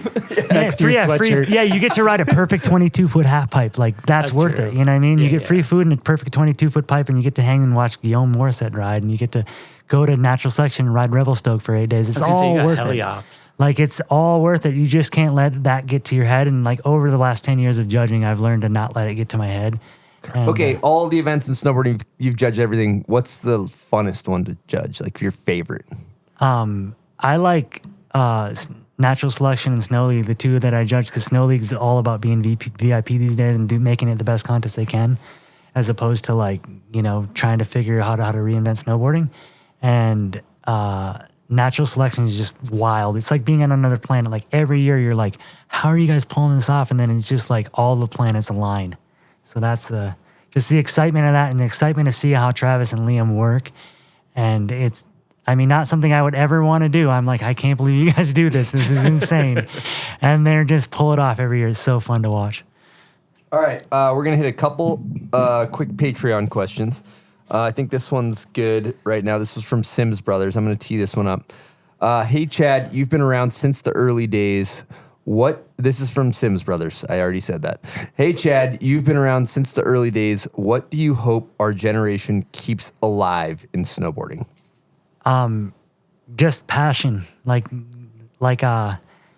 Matt made a Palisades commercial kind of, and it was like, you're not here because you like it, you're here because you love it. And I hope that vibe just stays on forever. Like people that love snowboarding.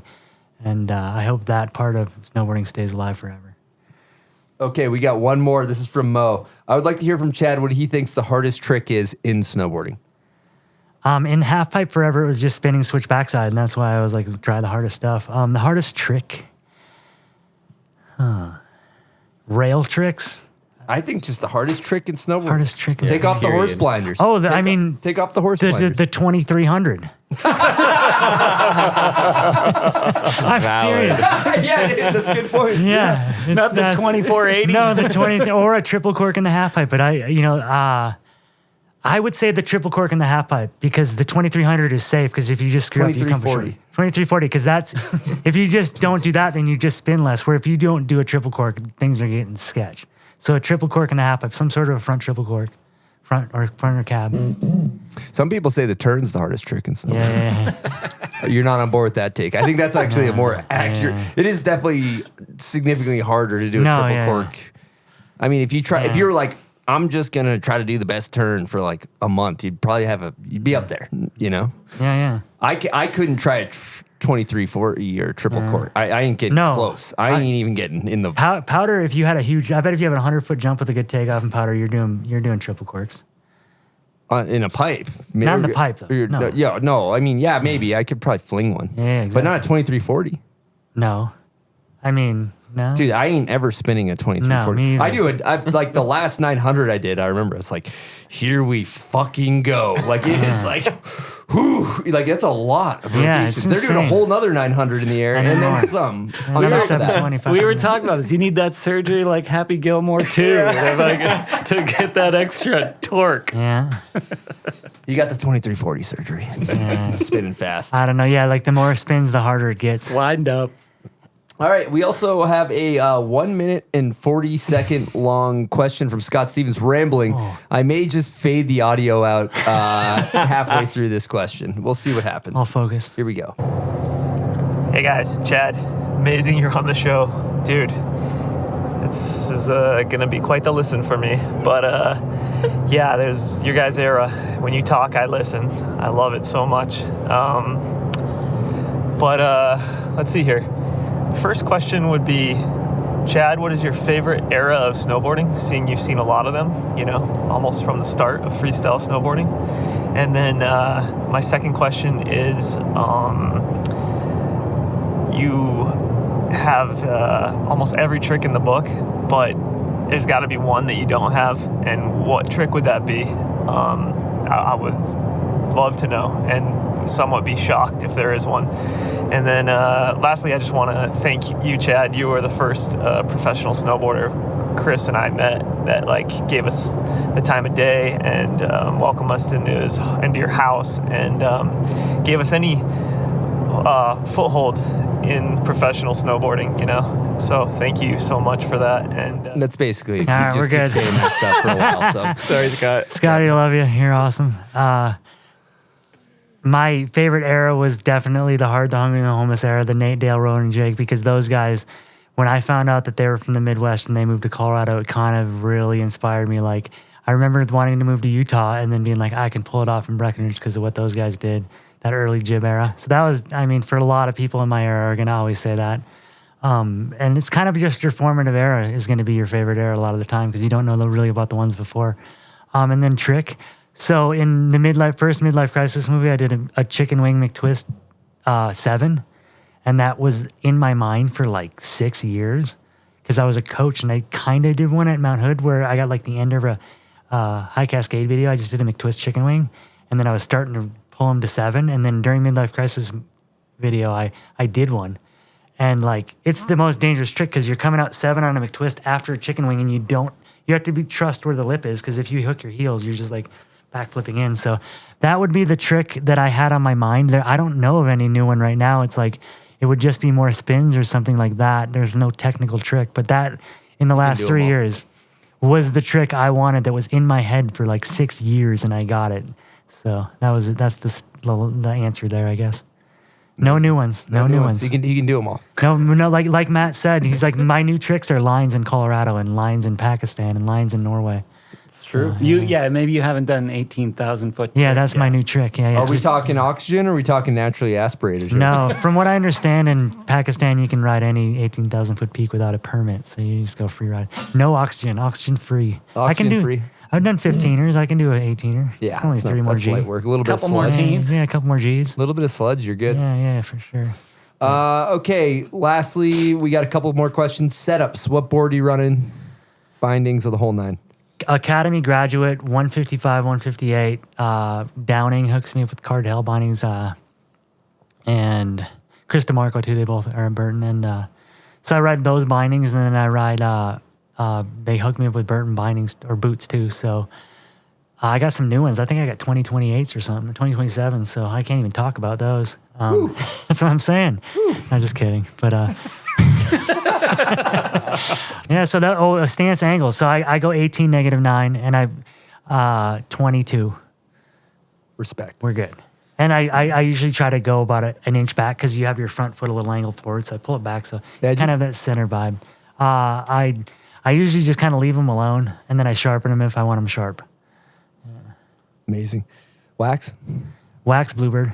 Nice. Yeah, Bluebird all day long for sure. He kept me alive for years. Okay, what's next for Chad Otterstrom? Well, like I said, we didn't really get into it, but when I was done coaching, I got back into academy, and it was kind of like till the wheels fall off. And so that was back in 2017, and JB's like, you want back on, do the graduate series and make things really happen again. And I'm like, be my business partner and do anything and everything. And I'm like, yeah. And I'm all in because I was done coaching.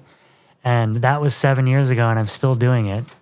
and it's been awesome, like an awesome ride. If you want to know what we're about, go check out our website and our Insta and all that. But for me now, like goals, like I said, I'm mission accomplished, and it's like I want to go do cool things. Like I want to go to Pakistan, like I said, and ride 18,000 foot peaks. I want to go to Norway. I'm working with this company, Mint Tours, and I do guides in Japan. I'm like a guide host in Japan, where I get like 6 clients a week and from all over the world, and I go ride powder with them. So I want to do that and pursue that a little bit more. So yeah, basically, you know, we'll see what happens with midlife crisis. Like I said, I took a break from it this last year, and just to get my head straight. And I want to get into judging a little bit, Natty Select, Snow League, but that's it. I don't really want to go back to X Games or do tours or anything like that. Yeah, pretty simple. It's just sort of like those things. It's like, that's the future. And that never ends. That's like forever.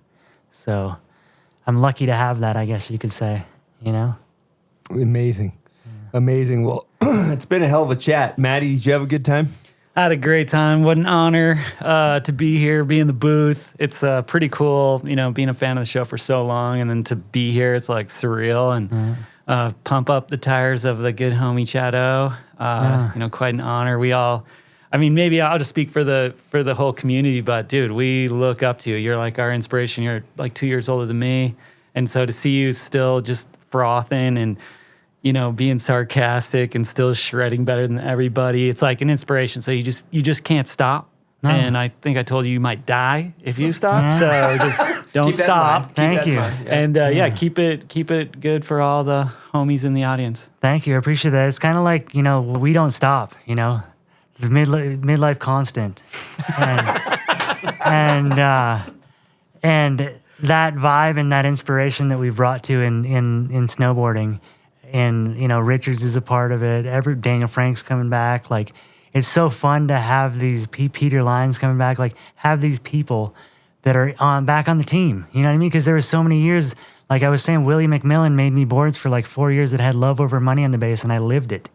And there wasn't anybody around because everybody kind of taken off. And so fun to have everybody and actually be a 49-year-old on a show like this and still be passionate about snowboarding and be able to, like, you know, still have friends to do it with, you know what I mean? And just go out and love it for the love and do 540s and laugh and smile. And it's been an honor to be a part of snowboarding. And I thank the Lord and the world above and everything that I am still here loving this as much as I do. God damn, Chad, that was good. I'm inspired. Thanks for coming and chatting with us, man. This has been a really fun show. One of my favorite shows we've done in a very, very, very long time. Yeah, second that. And thank you for, you know, providing a door, a lane for me and my friends, and providing opportunity for us, and continuing to inspire us. And like Maddie said, just to echo him, you can't stop. So thanks for coming and chatting with us, Chad. It's been a good time. Thank you for having me. It's been, you know, I'm glad that we did this, and I'm feeling really happy right now. I appreciate it. I love it. Yeah. Silk, did you have a good time on the show? An incredible time. Yeah. Chad, did you have a fun time talking? I could keep talking like the movies. I had an awesome time, you guys. Thank you. It's like, you know, the reason we called it that movie was because it was like there's a lot of talking movies coming out. Do some tricks. Do some tricks. Yeah. But anyways, thank you, Chris. Thank you for what you've done for snowboarding. Thank you, Matt, for what you've done for snowboarding. He is now the head of marketing at Palisades, and like we both came to Colorado at the same time. You guys, you know, everybody migrates west and they make something with their lives, and it's really cool to be a part of it. Yeah, shout out Bombhole for keeping this, being the center of the shred universe right now. Appreciate that. Silk, who do you think's going to take us out of the show?